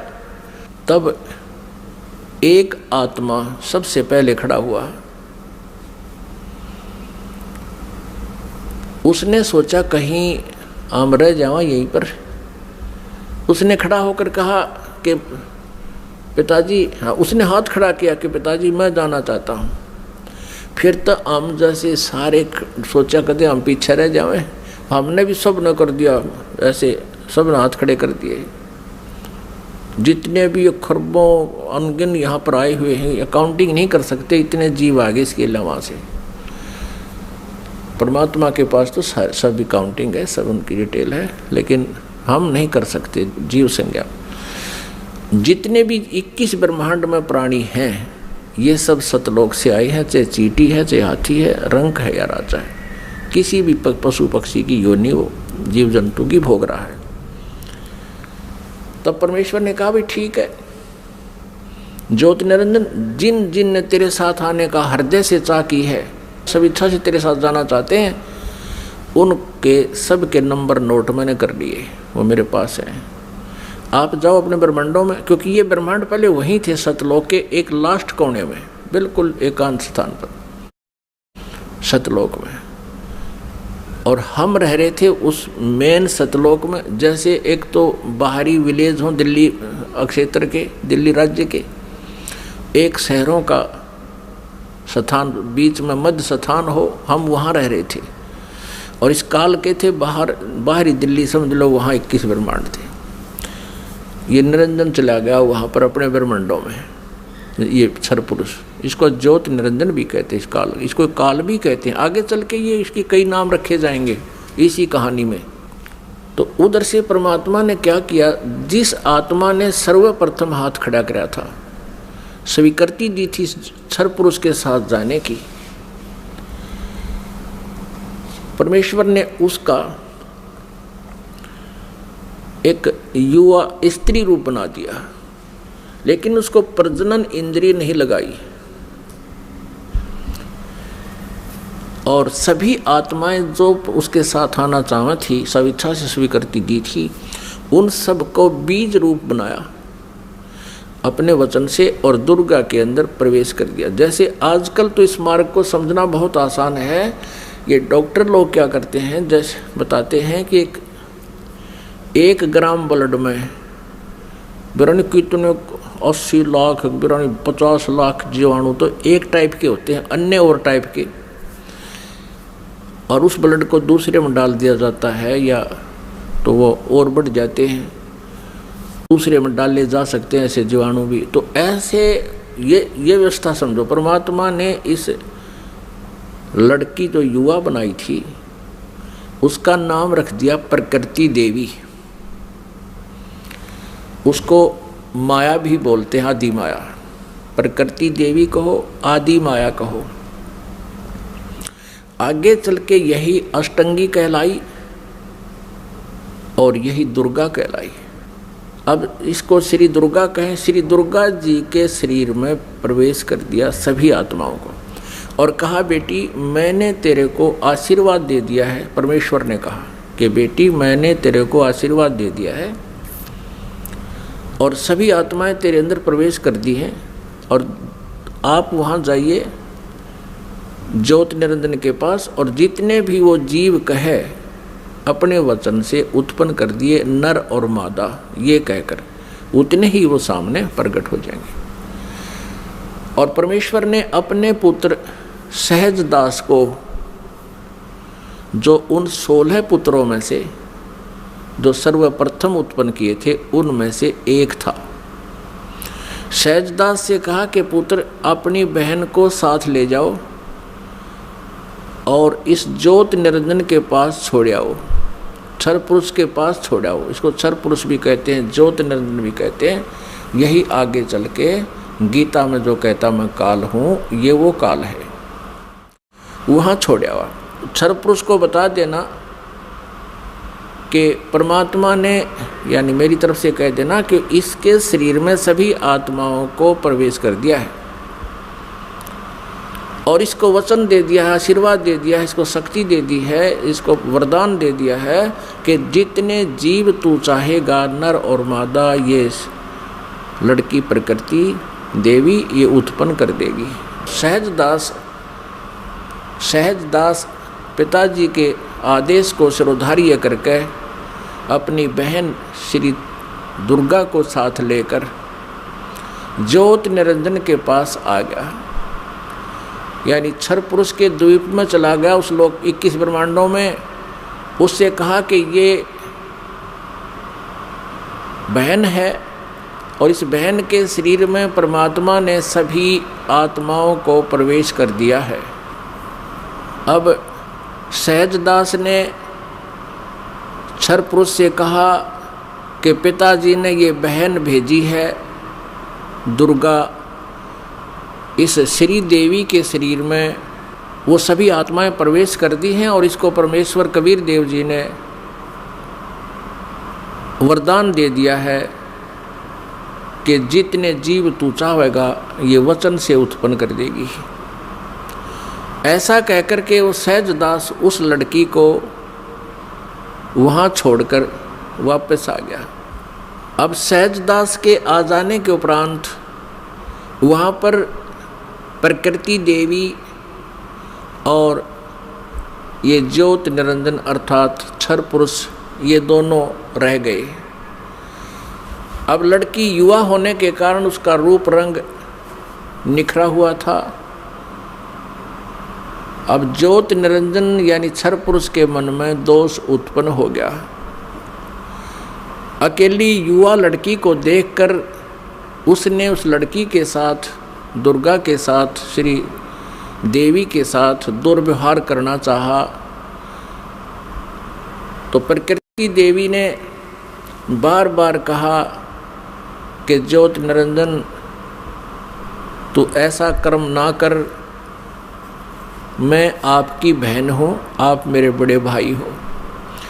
आपकी उत्पत्ति परमेश्वर कबीर देव जी से, सतपुरुष से, अंडे से हुई, उसके बाद हमारी भी उत्पत्ति उसी परमेश्वर ने की। आप मेरे बड़े भाई हो, मैं आपकी छोटी बहन हूँ, आप मेरे साथ ये जुल्म ना करो। बहुत विनय करी, लेकिन इस क्षर पुरुष में इतना काम वासना बढ़ गई, इतना रजोगुण प्रभावित हो गया कि इसने एक नहीं सुनी, ना कोई मान मर्यादा रखी और लड़की के साथ इसने बलात्कार करने की चेष्टा की। अभद्र तरीके से मुंह खोल रखा था। दुर्गा ने यानी प्रकृति देवी ने सूक्ष्म रूप बनाया, इसके मुंह में, पेट में शरण ग्रहण की। वैसे तो कहीं भागे जान नहीं दे सकता था, पता था उसको। अपनी इज्जत रक्षा के लिए, अपने कौमार्य की रक्षा करने के लिए इसने पेट में शरण चली गई। उधर से आवाज़ लगाई कि हे परमात्मा मेरी रक्षा करो, मुझे बचाओ, मेरे पिताजी मुझे बचाओ। परमात्मा को पता था कि इनके साथ ऐसा होगा, क्योंकि हम परमात्मा परमेश्वर जी के बार बार मना करने पर भी हम इससे अपना मन नहीं हटा सके थे। परमेश्वर ने स्वयं अपने पुत्र जोगजीत का रूप धारण किया और वहां प्रकट हो गए। लड़की को, दुर्गा को उसके पेट से निकाला, शरीर से बाहर निकाला और कहा कि ज्योत निरंजन सुन ले आदेश परम पिता का, तूने इस अच्छे लोक में ऐसा जुल्म किया है, तू पहला व्यक्ति है। तूने यह बदनीयत की है इस लड़की के ऊपर आज, और तूने इसको अपने पेट में निगल लिया है, और तेरी जो क्रिया है यह भी एक बहुत अभद्र पुरुष की है, इसलिए तेरा नाम आज से काल होगा। तू काल नाम से जाना जाएगा और 1 लाख मानव शरीरधारी प्राणियों का नित आहार किया करेगा और 1.25 लाख उत्पन्न करेगा, यानी 25% एक्स्ट्रा तो उत्पन्न किया करेगा। और आज से तुझे यहाँ से देश निकाला दे दिया है परमपिता परमेश्वर ने, सतलोक से निकाल दिया तुम्हारे को 21 ब्रह्मांड समेत दोनों भाग, यहाँ से निकल जाओ तुम। इतना ही कहा था, उसी समय ये 21 ब्रह्मांड वहाँ से ऐसे चल पड़े जैसे विमान स्पीड पकड़ लेता है। और इस प्रकृति देवी से, दुर्गा से परमात्मा ने कहा कि बेटी तुमने अपने पैर पे आप कवाड़ा मारा है, अब तुम सब इच्छा से इसके साथ जा रहे हो और पिताजी के दिल से तुम उतर गई, क्योंकि वहाँ परमात्मा अपना रूप बदले हुए खड़े थे। अब तुम यहाँ नहीं रह सकते। 21 ब्रह्मांड सतलोक से चले और सत्यलोक से, बाहरी अक्षेत्र से, सीमा से 16 शंख कोश, जैसे अरब खरब हैं, नील पद्म 10 पद्म, फिर शंख 10 शंख, ऐसे 16 शंख कोश। एक कोश लगभग 3 किलोमीटर का होता है, 48 शंख किलोमीटर समझो। ये 21 ब्रह्मांड आगे। अब ज्योत निरंजन ने सोचा कि जो मेरे साथ होना था वो तो हो चुका है और मैं यहाँ का फुल फ्लैज हो गया, इंडिपेंडेंट हूँ, अब अपनी मर्जी चलाऊंगा। इसने फिर से उस दुर्गा के साथ दुर्व्यवहार शुरू किया, श्री देवी के साथ।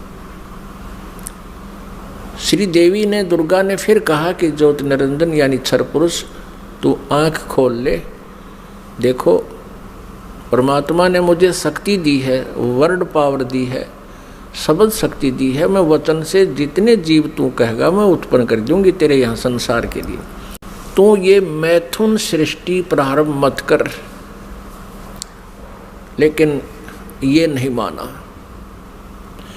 दुर्गा ने फिर यातना की कि देख, पहले तो तू मेरा बड़ा भाई, मैं तेरी छोटी बहन,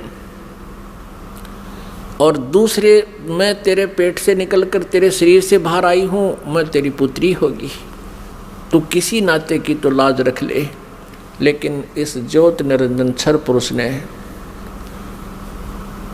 उसकी एक नहीं सुनी। तो उसमें परमात्मा ने इस लड़की को प्रजनन इंद्रिय नहीं लगाई थी। फिर इस काल ने, ज्योत निरंजन ने, ये तब से सिद्धियां भी आ जाती हैं।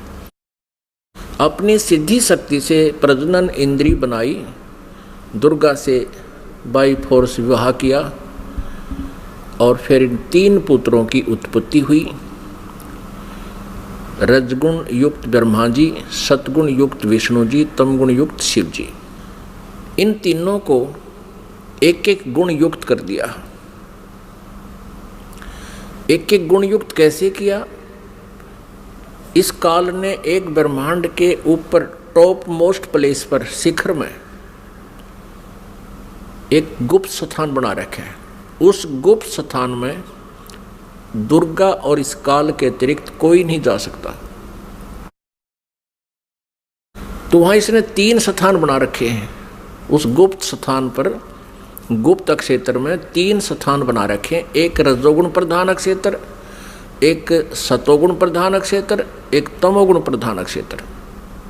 जैसे किसी मकान में 3 कमरे हों, 3 कक्ष, एक कक्ष में अश्लील चित्र लगे हों और दूसरे में साधु संत फकीरों के, महापुरुषों के चित्र लगे हों और तीसरे में सूरवीरों के, शहीदों के चित्र लगे हों। जिसमें व्यक्ति उन अश्लील चित्र लगे हुए कक्ष में प्रवेश करेगा तो वहां जाकर उसका स्वभाव वैसा ही बन जाएगा, बट नेचुरल है।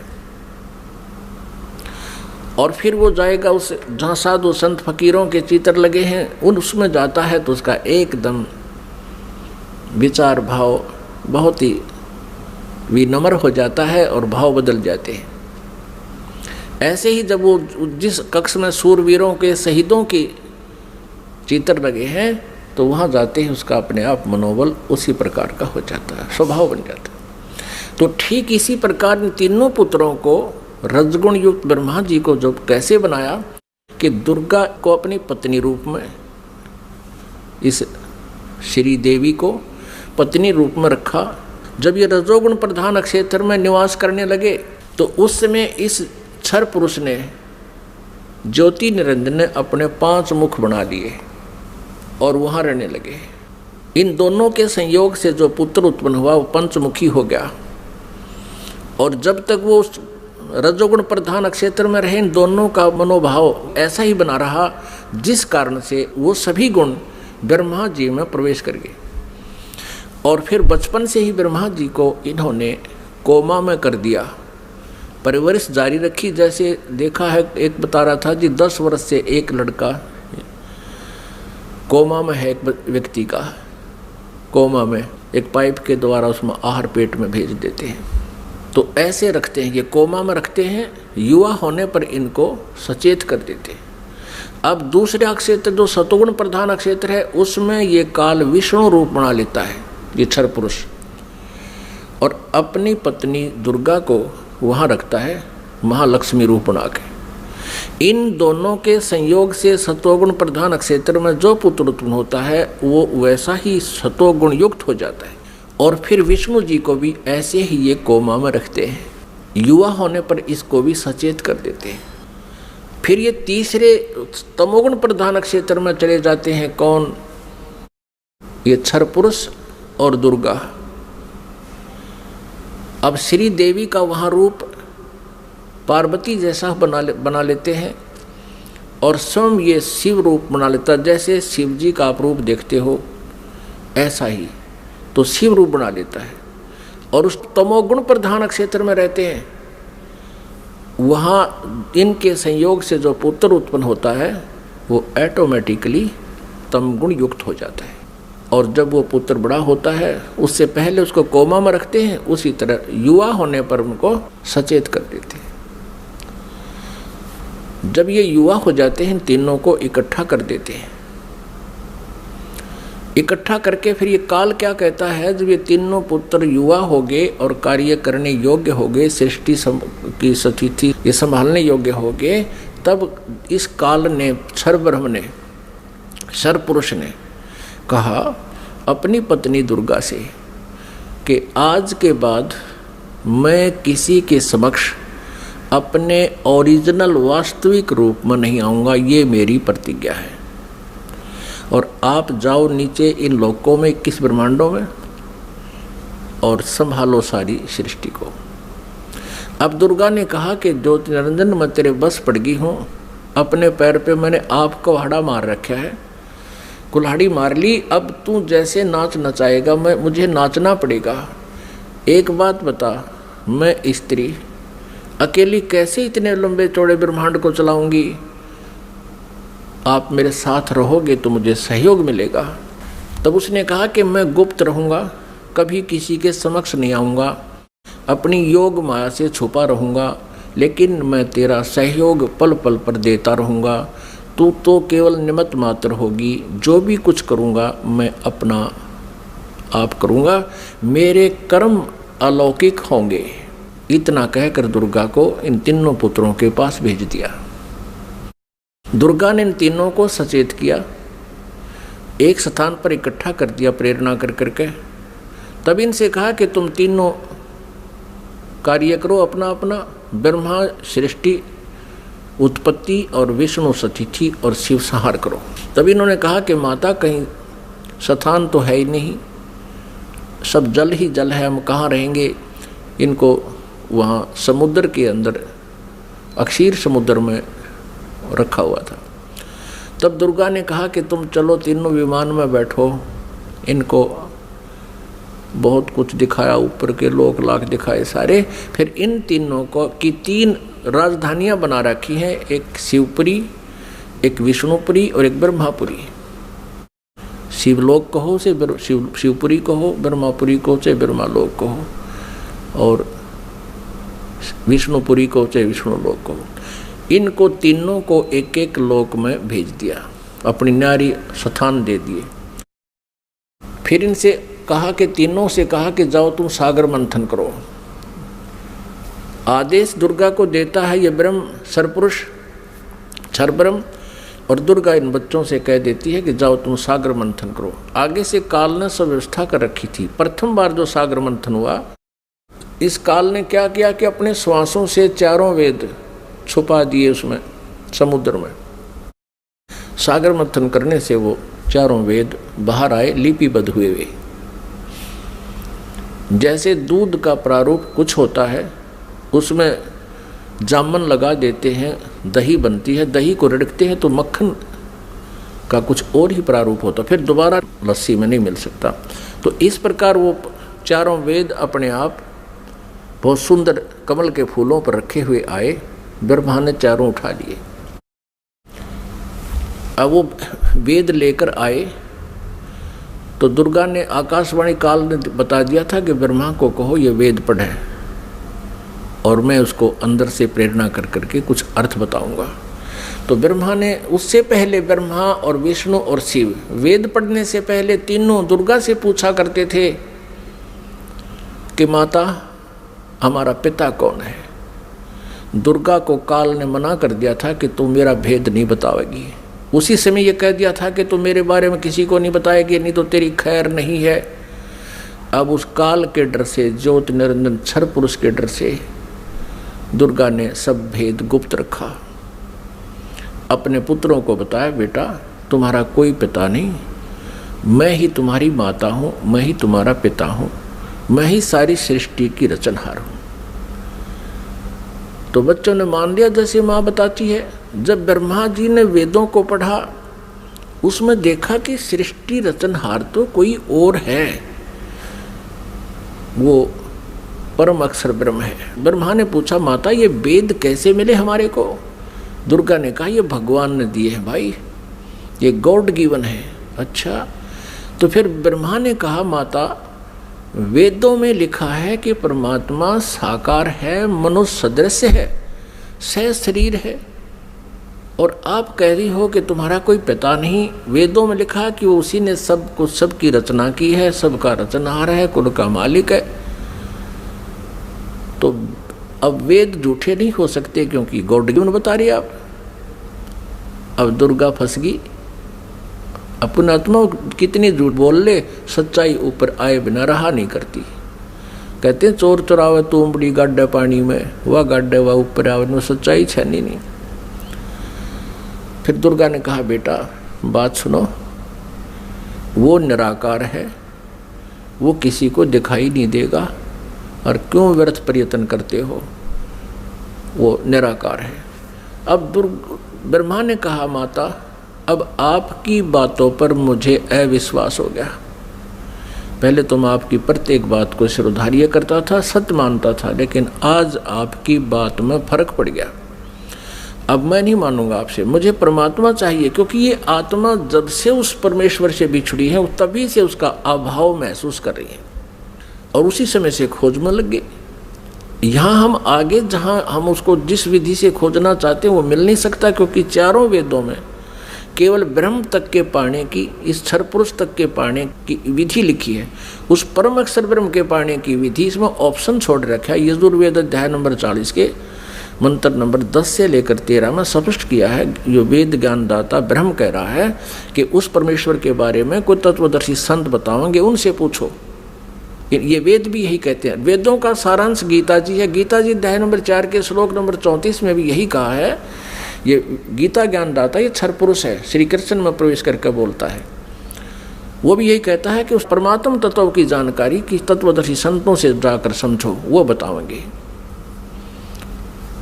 तो वेदों में जो प्रमाण लिखा है, तो ब्रह्मा ने सोचा कि वेदों में लिखा है कि ओम का नाम है और ओम नाम से जाप करूंगा मैं। और हठ योग कैसे शुरू किया इसने?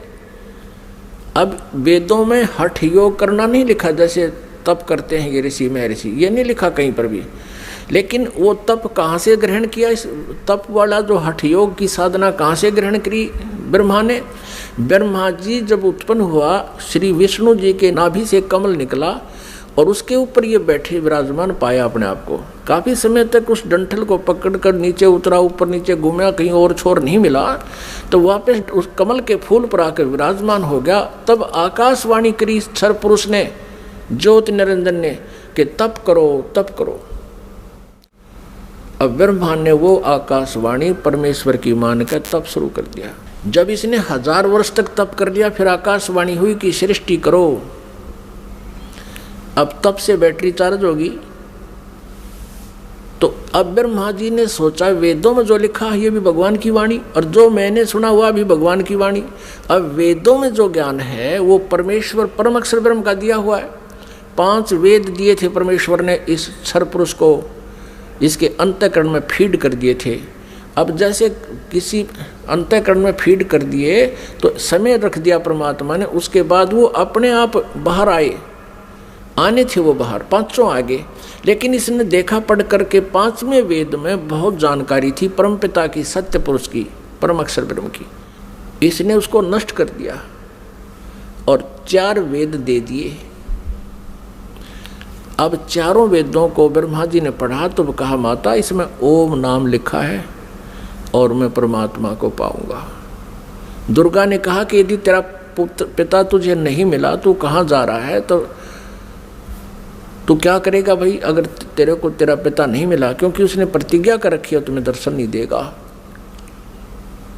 तो ब्रह्मा ने कहा कि मैं तुझे अपनी शकल नहीं दिखाऊंगा यदि भगवान नहीं मिला, क्योंकि वेदों में लिखा ओम, यजुर्वेद अध्याय नंबर 40 के मंत्र नंबर 15 में स्पष्ट किया कि ओम कर्तु समर कल्वे समर कर्तुम समर। इसलिए ये ओम नाम है क्षर पुरुष का, ब्रह्म तक का, क्षर ब्रह्म का। और परम अक्षर ब्रह्म के बारे में वेदों में ज्ञान नहीं है साधना का, लेकिन उसकी महिमा बहुत लिखी है। तीन वेदों को पढ़ने वालों ने परमात्मा की महिमा तो पूर्ण परमात्मा वाली ग्रहण कर ली और साधना इस ब्रह्म वाली कर ली। जानकारी परम अक्षर ब्रह्म की अधिक है, जिसको परम अक्षर ब्रह्म कहते हैं, सत्पुरुष भी कहते हैं। लेकिन उसके पाने का मेथड नहीं है, वे ऑफ वर्शिप नहीं है। वे ऑफ वर्शिप यानी पूजा की विधि केवल ब्रह्म तक की है, वो ओम नाम है। गीता जी अध्याय नंबर 17 के श्लोक नंबर 23 में तीन मंत्र के जाप का प्रावधान है। ओम तत्सत इति निर्देश है ब्रह्मण त्रिविध समर्थ है।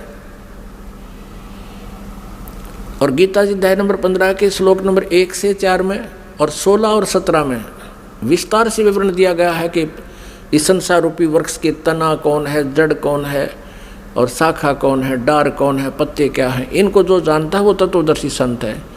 और उसमें 16 और 17 श्लोक में 15वें अध्याय के गीता जी में सरपुरुष, अक्षर पुरुष और परम अक्षर ब्रह्म, यानी उस उत्तम पुरुष है तो अन्य, इन सरपुरुष और अक्षर पुरुष से कोई अन्य है, वो परम अक्षर ब्रह्म है। गीता जी अध्याय नंबर 8 के श्लोक नंबर 1 में अर्जुन ने पूछा कि आप जी ने जो अध्याय नंबर 7 के मंत्र 29 में जिस तत्ब्रह्म के बारे में कहा प्रभु वो किम तत्ब्रह्म, उसका उत्तर गीता ज्ञानदाता ने 8वें अध्याय के 3रे श्लोक में दिया है कि वो परम अक्षर ब्रह्म है और वही सबका सृष्टि रचनहार है।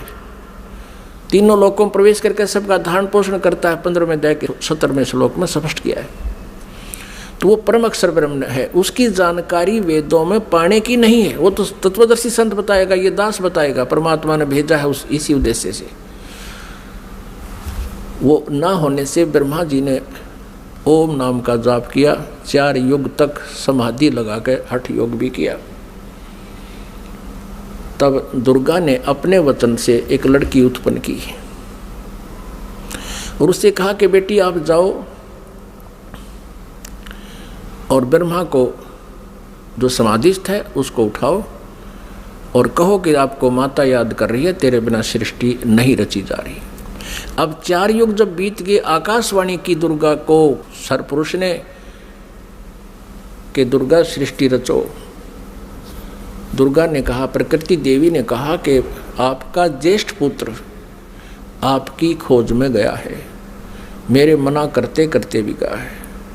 तब आकाशवाणी से कहा उस काल ने, सरपुरुष ने, कि उसको बुलाओ, मैं कभी दर्शन नहीं दूंगा। तब वो लड़की वहाँ भेजी। लड़की ने जाकर के देखा कि आवाज़ लगाई, ब्रह्मा उठा नहीं। तब दुर्गा से अपना आकाश यानी अंदर से अंतःकरण से फ़ोन किया, टेलीफोन किया कि माता ये उठ नहीं रहा, अब क्या करूं, बहुत आवाज़ लगा ली। दुर्गा ने कहा कि तू इसके चरण स्पर्श कर।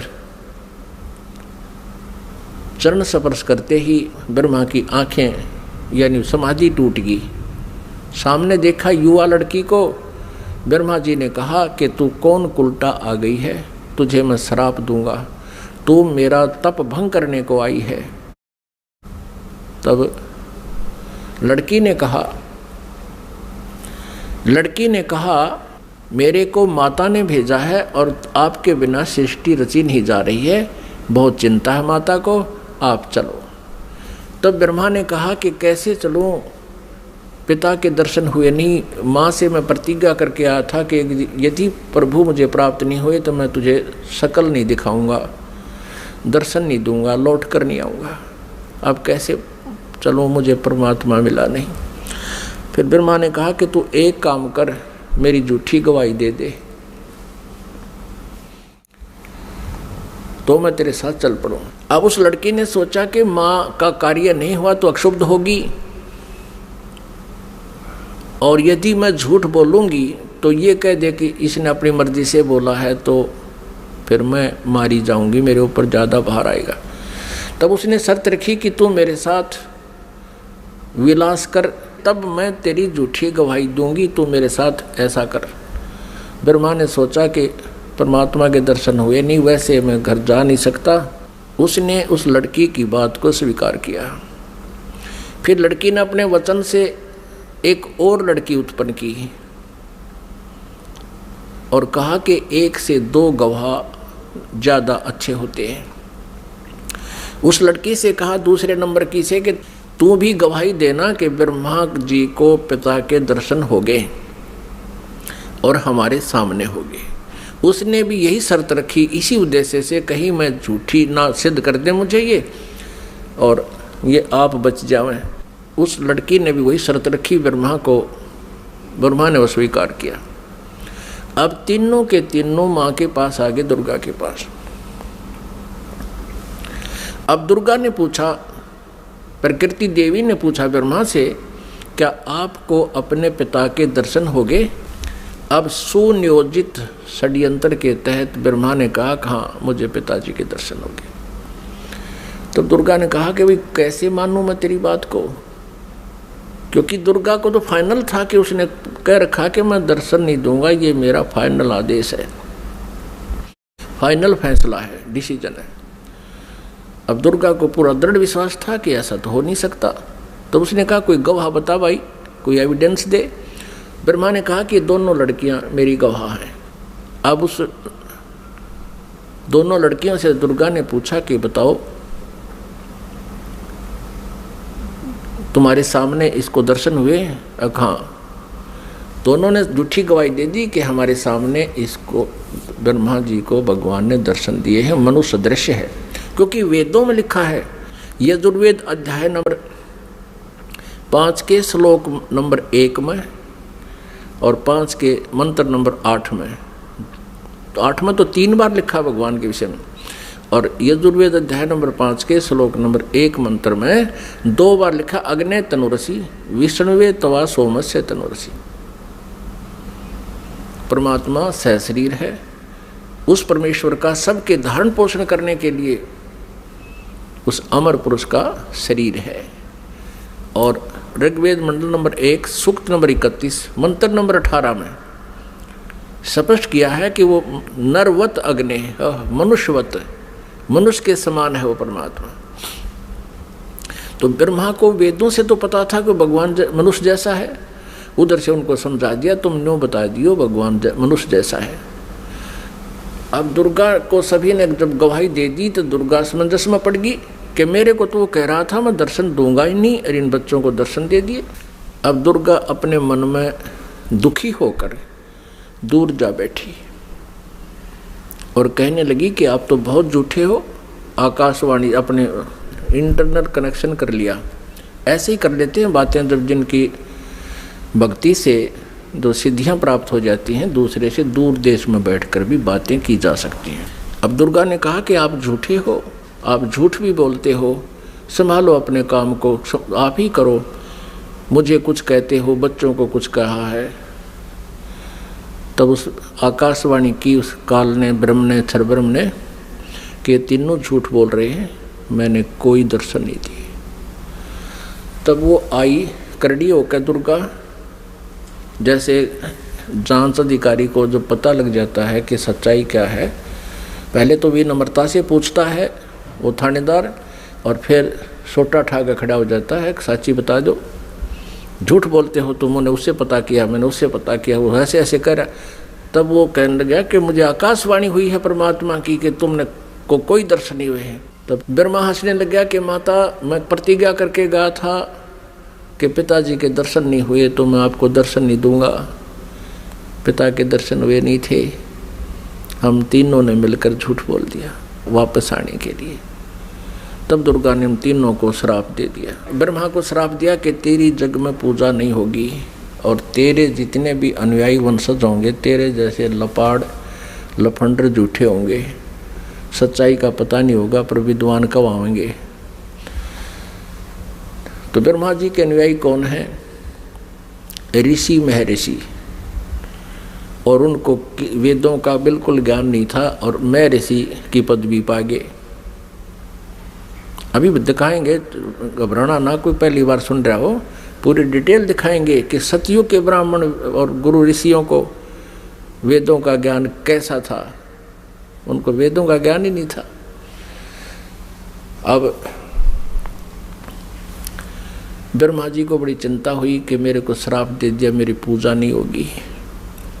ब्रह्मा मूर्छित हो गया, इस आघात ऐसी लगी उसको वचन की। फिर दुर्गा ने विष्णु जी से पूछा कि पुत्र तू भी अपने पिता की खोज कर ले कहीं फिर बाद में सृष्टि के दौरान तुम समाधि ला के बैठ जा और सृष्टि कर्म में बाधा पड़े। विष्णु जी चल पड़े पिता की खोज के लिए, शेष नाग के लोक में पहुंच गए।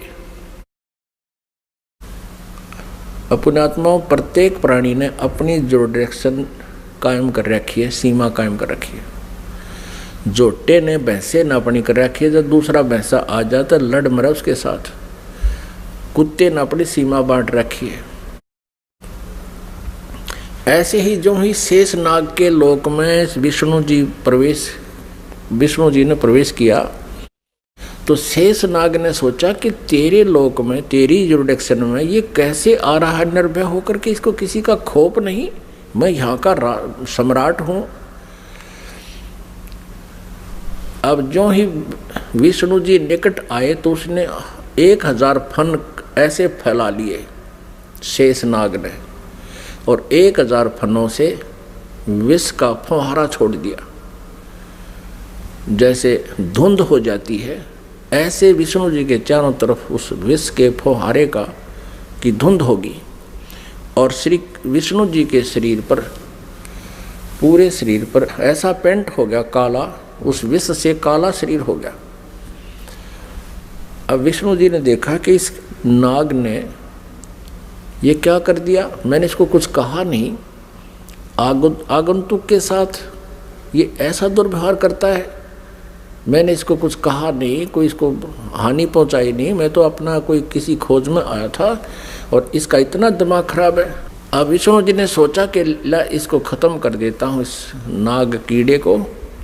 जो ही शेष नाग को मारने के लिए आगे को चले विष्णु जी, आकाशवाणी की उस ब्रह्म ने, क्षर पुरुष ने, इनके पिता ने, कि विष्णु तुम ऐसे एक दूसरे को मारते रहोगे तो सृष्टि कैसे चलेगी, तुम वापस जाओ और कहीं पर, मैं कभी किसी के सामने नहीं आऊँगा, मैं दर्शन नहीं दूंगा किसी को,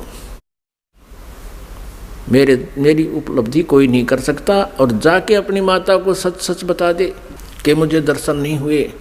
यदि तू झूठ बोलेगा तो तेरा भी हरास ब्रह्मा जैसा होगा।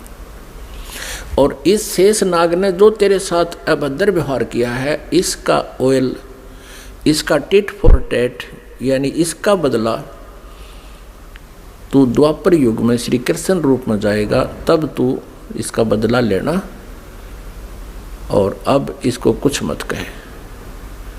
विष्णु जी को जब आकाशवाणी हुई, उसने परमात्मा की आकाशवाणी मान के वापस माँ के पास आ गया। दुर्गा ने पूछा, बेटा तूने अपने पिता के दर्शन हुए? विष्णु जी ने कहा कि नहीं माता, मुझे कोई दर्शन नहीं हुए। और माता ने पूछा, फिर तेरा हाल ऐसा कैसा हो गया कि ऐसे ऐसे शेष नाग के लोक में चला गया, उसने मेरे साथ ऐसा किया। और आकाशवाणी में कहा है कि इसको अब मत मार, द्वापर युग में जब तू श्री कृष्ण रूप में जाएगा तब तुझे इसका बदला दिलाऊंगा। अब दुर्गा ने विष्णु जी को सीने से लगा लिया कि बेटा तेरे को सतिथि का विभाग दिया जाएगा और तेरी पूजा जग में होगी और तू बहुत सच्चा व्यक्ति है।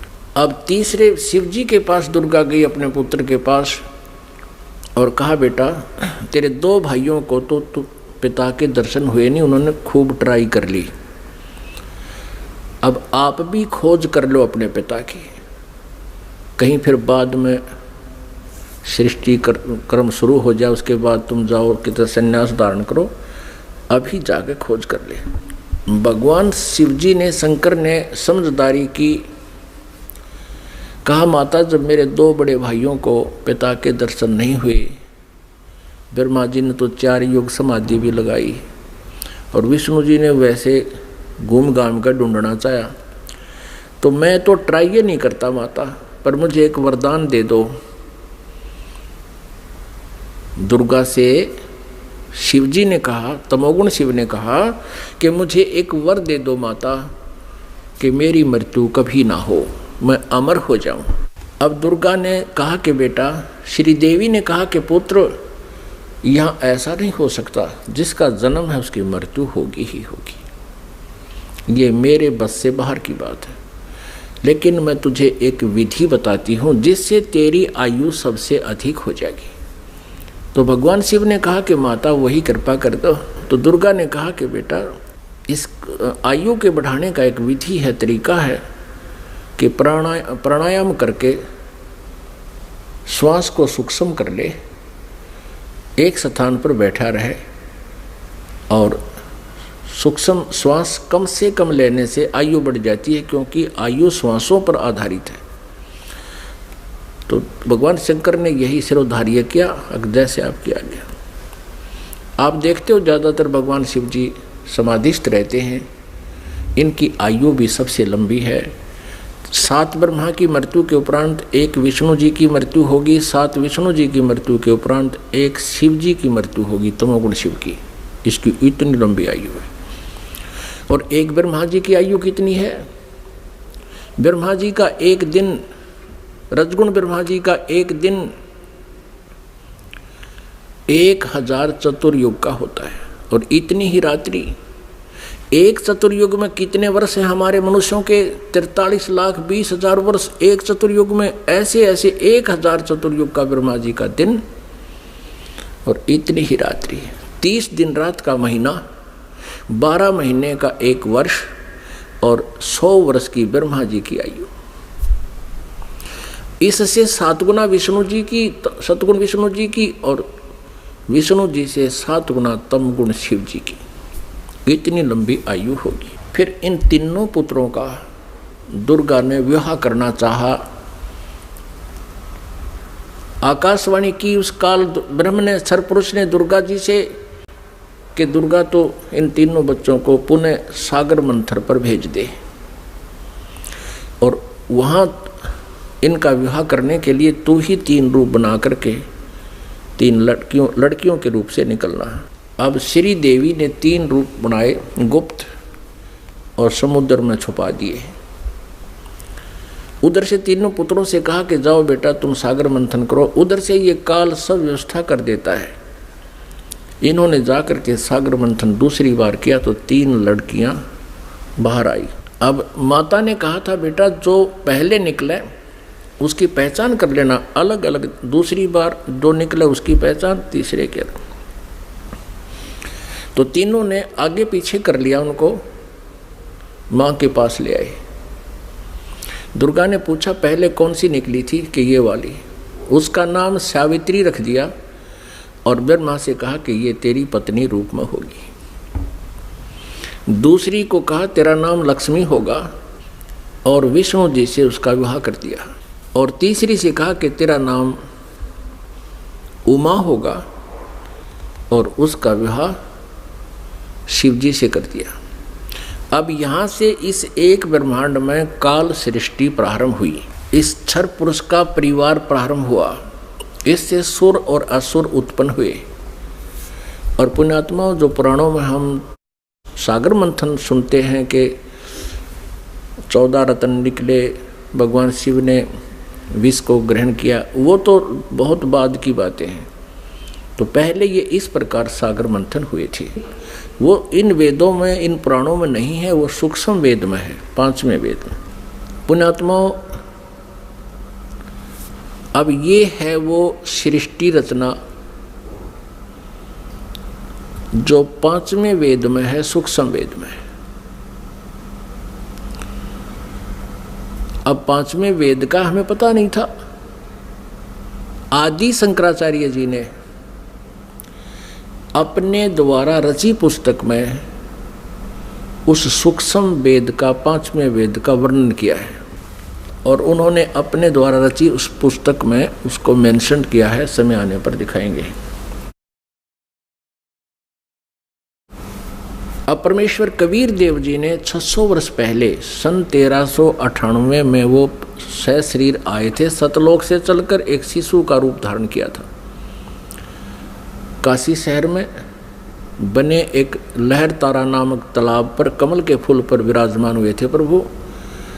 और ये 5वां वेद प्रदान करने के लिए आते हैं अपने मुखारविंद से। और उनको एक निसंतान जुल्हा दंपति उठा ले गए थे जुलाहे के घर प्रभु परवेश की लीला करते हुए बड़े हुए, वही कार्य करके दिखाया जनता को, क्योंकि ऐसी परमात्मा लीला किया करते हैं। वेदों में ऐसा ही लिखा है कि वो परमात्मा आता है प्रत्येक युग में, और ऐसे मनुष्य जैसी एक जीवन मनुष्य जैसे कर्म करके ये लीला करता हुआ अपना निर्वाह करके दिखाता है। ऋग्वेद मंडल नंबर 1 सूक्त नंबर 31 मंत्र नंबर 17 में। तो फिर परमात्मा ने वो वाणी आज से 600 वर्ष पहले अपने मुख कमल से गीता जी अध्याय नंबर 4 के श्लोक नंबर 32 में जिसके विषय में कहा है कि धार्मिक यज्ञों यानी अनुष्ठानों की अत्यधिक जानकारी विस्तार के साथ सत्य जानकारी सही जानकारी ब्रह्मणे मुखे, ब्रह्मणे माने सच्चिदानंद घन ब्रह्म, मुखे माने उसके मुखारविंद से उच्चारित वाणी में बिल्कुल विस्तार से कही गई है। वो तत्व ज्ञान है। उसको जानने के बाद फिर सभी कर्म समाप्त हो जाएंगे, यानी डले डोने बंद हो जाएंगे, गलत साधना आप नहीं करोगे। परमेश्वर कबीर देव जी उस समय कहा करते थे इन नकली गुरु आचार्यों से, मंडलेश्वरों से, कि तुम जनता को गुमराह कर रहे हो, तुम कह रहे हो कि ब्रह्मा विष्णु महेश के कोई माता पिता नहीं। परमात्मा कहा करते इनके माता पिता हैं, ये जन्मते मरते हैं, इनकी मृत्यु होती है, जन्म होता है, ये अविनाशी नहीं है, ये कंप्लीट गॉड नहीं है। तो इस बात का बहुत विरोध हुआ था परमेश्वर का। उन झूठे आचार्यों ने, उन नकली गुरुओं ने कबीर परमेश्वर के बारे में बहुत गलत धारणाएं पैदा कर दी कि ये झूठा है, अशिक्षित है, इसने वेदों गीता को पढ़ा नहीं, पुराणों को पढ़ा नहीं, क्योंकि ये संस्कृत नहीं जानता। अशिक्षित व्यक्ति है, ये क्या जाने वेदों और गीता और पुराणों के बारे में, ये झूठ बोल रहा है, इसकी मत मानना मत सुनना। उस समय तो हम धोखा खा गए जनता वाले, क्योंकि हमारे आचार्य जो हैं, जो गुरु लोग थे, ब्राह्मण ऋषि थे, वो संस्कृत भाषा जानते थे। तो हमने ये सोचा कि ये सभी सदग्रंथ संस्कृत भाषा में विद्यमान हैं, लिखे हैं, तो कबीर जी संस्कृत नहीं जानते, क्योंकि ये किसी ब्राह्मण के पास पढ़े नहीं, इसलिए कबीर जी झूठ बोल रहे होंगे, ये हमारे गुरु, ये आचार्य, ये सत्य कह रहे हैं, इसलिए परमेश्वर के उस ज्ञान को हमने स्वीकारा नहीं, और उसी का खामियाना आज तक भुगत रहे हैं। हम भक्ति भी कर रहे हैं लेकिन शास्त्र विरुद्ध कर रहे हैं। हमें ज्ञान भी प्राप्त है, वो परमात्मा का ज्ञान नहीं है। आज से 600 वर्ष पहले परमात्मा ने अपने सच्चिदानंद घन ब्रह्म की वाणी में क्या बोला था, क्या बताया था। जैसे ऋग्वेद मंडल नंबर 9 सूक्त नंबर 86 मंत्र 26 और 27 में, ऋग्वेद मंडल नंबर 9 सूक्त नंबर 82 मंत्र 1, 2, 3 में, ऋग्वेद मंडल नंबर 9 सूक्त नंबर 20 मंत्र 1 में, ऋग्वेद मंडल नंबर 9 सूक्त नंबर 96 के मंत्र नंबर 16 से 21 तक, उसमें कहा कि परमात्मा सतलोक से चलकर आता है। ऋग्वेद मंडल नंबर 9 सूक्त नंबर 1 मंत्र नंबर 8 और 9 में स्पष्ट किया है परमात्मा कि वह शिशु रूप धारण करता है, और जब वो शिशु रूप में आता है परमात्मा, तो उसकी परवरिश की लीला कंवारी गायों से होती है, और वो परमात्मा तत्व ज्ञान, यथार्थ ज्ञान को बताने के लिए अपनी प्यारी आत्माओं को मिलता है, श्रेष्ठ वर्णीय आत्माओं को, श्रेष्ठ आत्माओं को मिलता है, उनको फिर तत्व ज्ञान से परिपूर्ण करता है। उसी आधार से परमात्मा जो लीला किया ही करते हैं, उसी तरह करते हुए आदरणीय धर्मदास साहिब जी को मिले। अच्छी आत्माओं में से किन किन अच्छी आत्माओं को मिले? आदरणीय धर्मदास साहिब जी को मिले, आदरणीय मलुकदास साहिब जी को मिले, आदरणीय दादूदास साहिब जी को मिले, आदरणीय नानक साहिब जी को मिले, आदरणीय गरीबदास साहिब जी गांव छुडानी जिला झज्जर हरियाणा वाले को मिले, आदरणीय घीसा साहिब जी गांव खेखड़ा जिला मेरठ उत्तर प्रदेश वाले को मिले। तो वो परमात्मा के गुणों में लिखा है कि वो ऐसा करते हैं, वेद भी गवाही दे रहे हैं। उसी आधार से परमात्मा धर्मदास साहिब जी को मिले थे, जो बांधवगढ़ के रहने वाले थे, मथुरा में गए हुए थे भगवान की खोज में। वहाँ परमात्मा ने कहा था इन तीर्थों पर भगवान नहीं है, भगवान आपके सदग्रंथों में लिखी हुई विधि से प्राप्त होगा।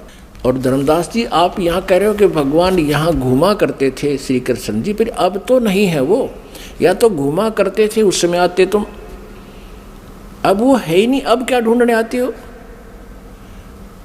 आपके सदग्रंथों में लिखे हैं, उन सदग्रंथों से ढूंढो। क्या बताया भगवान ने?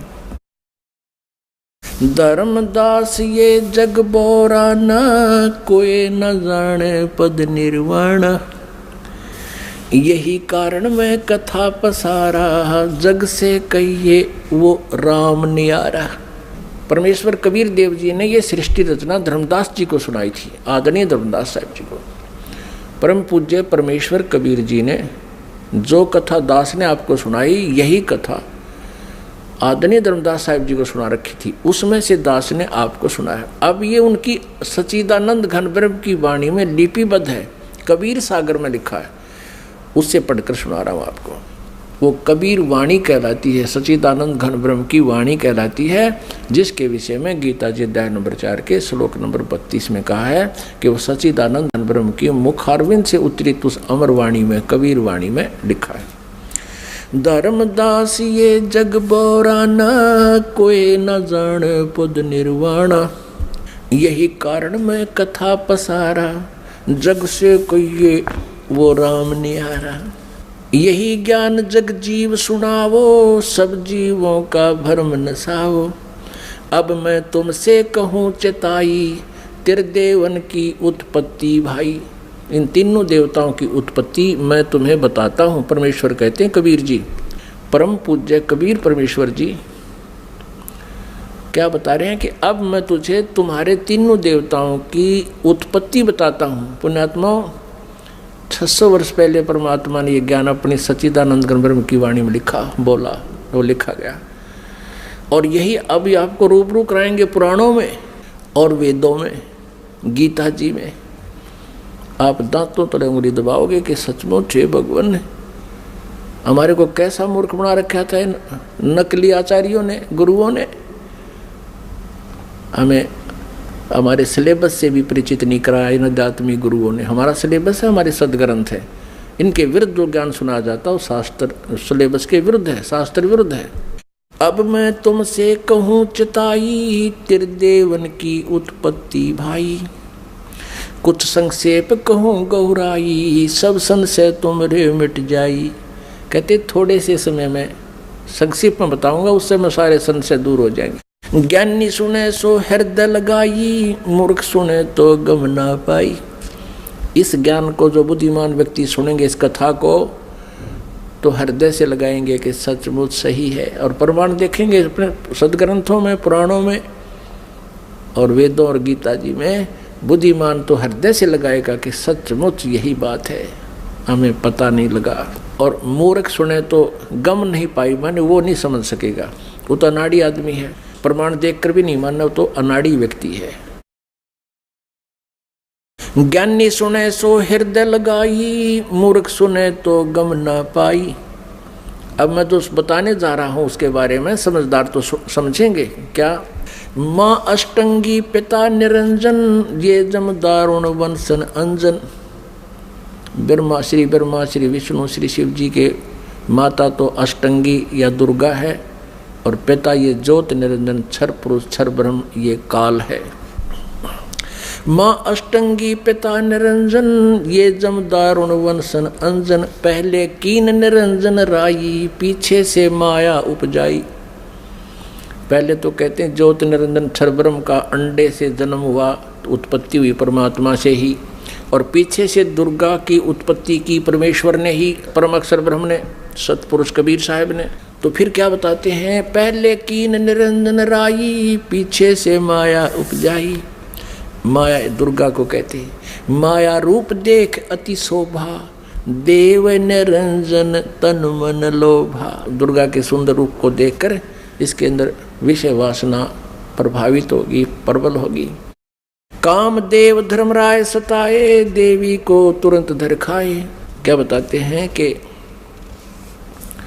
इस काल के अंदर उत्तेजना उत्पन्न होगी और दुर्गा इसके मुंह में चली गई। इसने बुरी तरह अभद्र तरीके से आलिंगनबद्ध करने के लिए हाथ फैला रखे थे और किस करने के लिए मुंह पाड़ रखा था। पागल की तरह। दुर्गा इसके मुंह से चली गई अंदर पेट में। पेट से देवी करी पुकारा, हे साहेब मेरा करो उभारा। टेर सुनी तब हम ता आए, अष्टंगी का बंध छुड़वाए। परमात्मा कहते धर्मदास जी फिर मैं वहाँ गया दुर्गा के पास, जो पेट में थी उसके बाहर निकाला मैंने इसको। सतलोक में कीन्या दुराचारी, काल निरंजन दीन नकारी। माया समेत दिया भगाई, 16 शंख कोस दूरी पर आई। अष्टंगी और ये काल अब दोई, मंद कर्म से गए बिगोई। धर्मराय को हिकमत कीन्या, नख रेखा से भग कर लीना। इस काल को धर्मराय भी कहते हैं। इसने कसम खाई थी, प्रतिज्ञा की थी भगवान के सामने।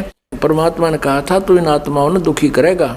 ये बोला नहीं जी, जो जिसे कर्म करेगा उसे फल दूंगा। मैं कति धर्म का राज करूंगा, इसलिए धर्मराज कहलाया। लेकिन यहाँ कहलाता धर्मराज है, करता सारा न्याय है। धर्मराज मीन न्यायाधीश है। अब ये काल वैसे तो न्यायाधीश कहलाता है और करता सारे न्याय। तो परमात्मा कहते निरंजन धन तेरा दरबार, जहाँ तनिक नहीं न्याय विचार। अब क्या बताते हैं, धर्मराय को हिकमत की ना, नख रेखा से भग कर लीना। कहते दुर्गा के प्रजनन इंद्री इसने अपनी सिद्धि शक्ति से बना ली। ज्योत निरंजन किन्ने भोग बिलासा, माया को रही तब आशा। दुर्गा प्रेग्नेंट होगी। 3 पुत्र अष्टंगी जाए, ब्रह्मा विष्णु शिव नाम धराए। ओए होए, ये परमात्मा परमेश्वर ने स्वयं आकर के ये सारा अपने द्वारा रची हुई सृष्टि का सारा ज्ञान बताया, विधान दिया 600 वर्ष पहले।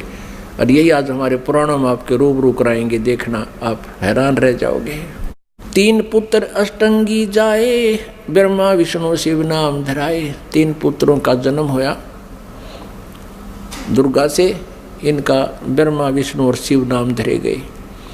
3 देव विस्तार चलावे, इनमें यो जग धोखा खावे। ये तीनों देवता इस काल के एक ब्रह्मांड का संचालन कर रहे हैं और इन्हीं को सर्वेश्वर मान कर ये जग धोखा खा रहा है।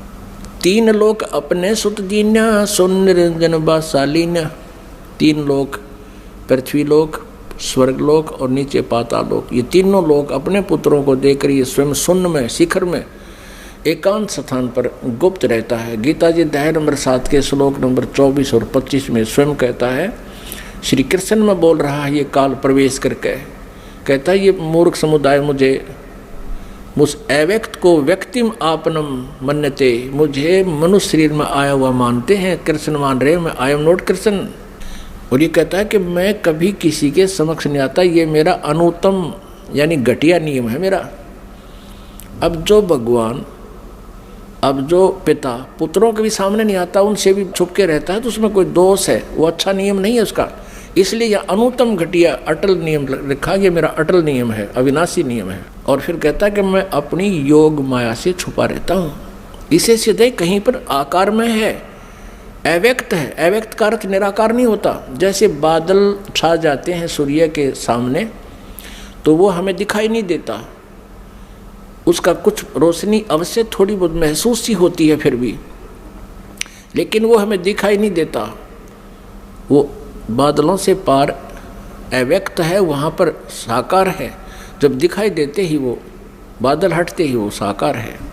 लेकिन उसको निराकार नहीं कह सकते कि भगवान दिखाई दे जब तो साकार हो जाता, ना दिखाई तो निराकार है, या कोई डेफिनेशन हुई भगवान की। वो साकार ही है पर हमें नहीं दिखता, वो अलग बात है। उसको अव्यक्त कह सकते हैं, जो दिखाई ना देता, हम देख नहीं पा रहे उसको, वो अलग बात है। लेकिन परमात्मा साकार है। निराकार और साकार की परिभाषा अलग अलग होती है। निराकार जो कभी ना दिखाई दे, जिसका कोई आकार नहीं है, और साकार जो सह शरीर है, उसका कोई आकार है, उसको साकार कहते हैं। जिन अज्ञानियों को ज्ञान नहीं, उन्होंने परमात्मा की परिभाषा बदल डाली अपने अज्ञान सोच के आधार पर, तो वो तत्व ज्ञानहीन प्राणी है। ये खुद भी कहता मैं छुपा रहता हूँ, कभी किसी के सामने नहीं आता। यही परमेश्वर की सच्चिदानंद घन ब्रह्म की वाणी बता रही है, कबीर वाणी, कि ये ज्योत निरंजन सुन ठिकाना, यानी ऊपर 21वें ब्रह्मांड के ऊपरले स्थान पर रहता है। और ब्रह्मा विष्णु शिव भेद न जाने, ब्रह्मा विष्णु महेश को भी नहीं पता वो कहाँ है, कौन है, कैसा है। तीन लोक अपने सुत दीना, सोन निरंजन बासालीना। तीन देव सो उसको ध्यावे, निरंजन का वो पार न पावे। ये तीनों देवता समाधि लगाते फिर भी चेष्टा करते हैं, क्योंकि आत्मा नहीं रुक सकती भगवान बिना। कभी कभी ये फिर भी तपस्या करने की चेष्टा करते हैं थोड़ी बहुत वर्षों तक, लेकिन उसका भेद नहीं पाए। और पहले ही उन्होंने ट्राई करके देख लिया, इन्होंने परमात्मा नहीं मिले। इसलिए दुर्गा ने उन्हें बता दिया कि वो निराकार है, तो इन्होंने स्वीकार कर लिया कि वो निराकार है। और इन्होंने भी ट्राई करके देख लिया, नहीं मिला, तो सब ने उसकी डेफिनेशन बदल ली अपनी सोच के आधार से कि परमात्मा निराकार है। क्यों दिखाई नहीं दे रहा उनको? उनकी वे ऑफ वर्शिप परमात्मा देखने वाली नहीं थी। वेदों में जो वर्णन है परमात्मा का, ओम नाम और आदि जो साधन है, ये परमात्मा को पाने के नहीं है। क्योंकि गीता जी अध्याय नंबर 11 के श्लोक नंबर 47 और 48 में ये श्रीमद् भगवद गीता जी का ज्ञान ये काल ही दे रहा है श्री कृष्ण में प्रवेश करके। और ये कहता है कि अर्जुन वास्तविक रूप मेरा ये है, विराट रूप दिखाया, और मेरे दर्शन, मेरी प्राप्ति, मेरा ये रूप है, और इस रूप में मैं कभी किसी को दर्शन नहीं देता, इसने प्रतिज्ञा कर रखी है। और ये कहता है कि अर्जुन तेरे से पहले मेरे इस रूप को जो तूने आज देखा, पहले किसी ने नहीं देखा इस विराट रूप को। अब श्री कृष्ण गीता जी बोल रहे होते तो ये नहीं कहते कि मेरा ये विराट रूप, असली रूप ये है, ये काल रूप है, इसको किसी ने पहले नहीं देखा। क्योंकि श्री कृष्ण जी तो कौरवों की सभा में पहले अपना विराट रूप दिखा चुके थे, तो ये शब्द नहीं कहते जो श्रीमद् भगवद गीता अध्याय नंबर 11 के श्लोक 47 में कहा और 48 में कहा कि इस मेरी प्राप्ति यानी मेरे रूप के दर्शन यानी भगवान प्राप्ति, ब्रह्म प्राप्ति, ब्रह्म का ये रूप है, ये काल है। कहता ना वेदों वर्णित विधि से, ना किसी जप से, ना तप से, ना किसी क्रिया से कोई भी प्राप्ति नहीं कर सकता। इससे सिद्ध है कि गीता जी अध्याय नंबर 8 नंबर 13 में कहा कि ओम इति एक अक्षरम ब्रह्म व्यवहारण माम अनुसमरण। मुझ ब्रह्म का केवल ओम एक अक्षर है, इसका उच्चारण करके स्मरण करता हुआ यह प्रयाति तजन देहम, दो शरीर छोड़कर जाते समय तक स्मरण करता रहता है, तो मेरे से प्राप्त लाभ को, परम गति को प्राप्त होता है। ओम नाम से जितनी गति होनी है उसको प्राप्त करता है। तो यहाँ ये कह रहा है कि मेरी प्राप्ति ना वेदों वर्णित विधि से, ना तप से, ना जप से, ना किसी क्रिया से नहीं हो सकती। 11वें अध्याय के 47-48। तो इससे सिद्ध हो गया कि उस ज्योत निरंजन का किसी ने दर्शन नहीं हुए और उसको कह दिया कि वो निराकार है। कहते खोजत खोजत था किया, अंत कहा बेचून, ढूंढते ढूंढते थक गया, कह दिया भगवान निराकार है। जबकि वो साकार है। वेद साकार बताओ, पुराण साकार बतावे, कुरान साकार बतावे और बाइबल साकार बतावे, और किसी भी धर्म के किसी भी भगत से पूछ लीजिए, सभी कहें भगवान निराकार है। अब आगे वाले समय में आपको पूरी डिटेल दिखाएंगे, प्रत्येक शास्त्र में प्रमाण देंगे। इस परमात्मा के द्वारा बताई गई सृष्टि रचना प्रमाणित करेंगे अपने ही सदग्रंथों में, तब आपका विश्वास होगा। बोलो सतगुरुदेव की।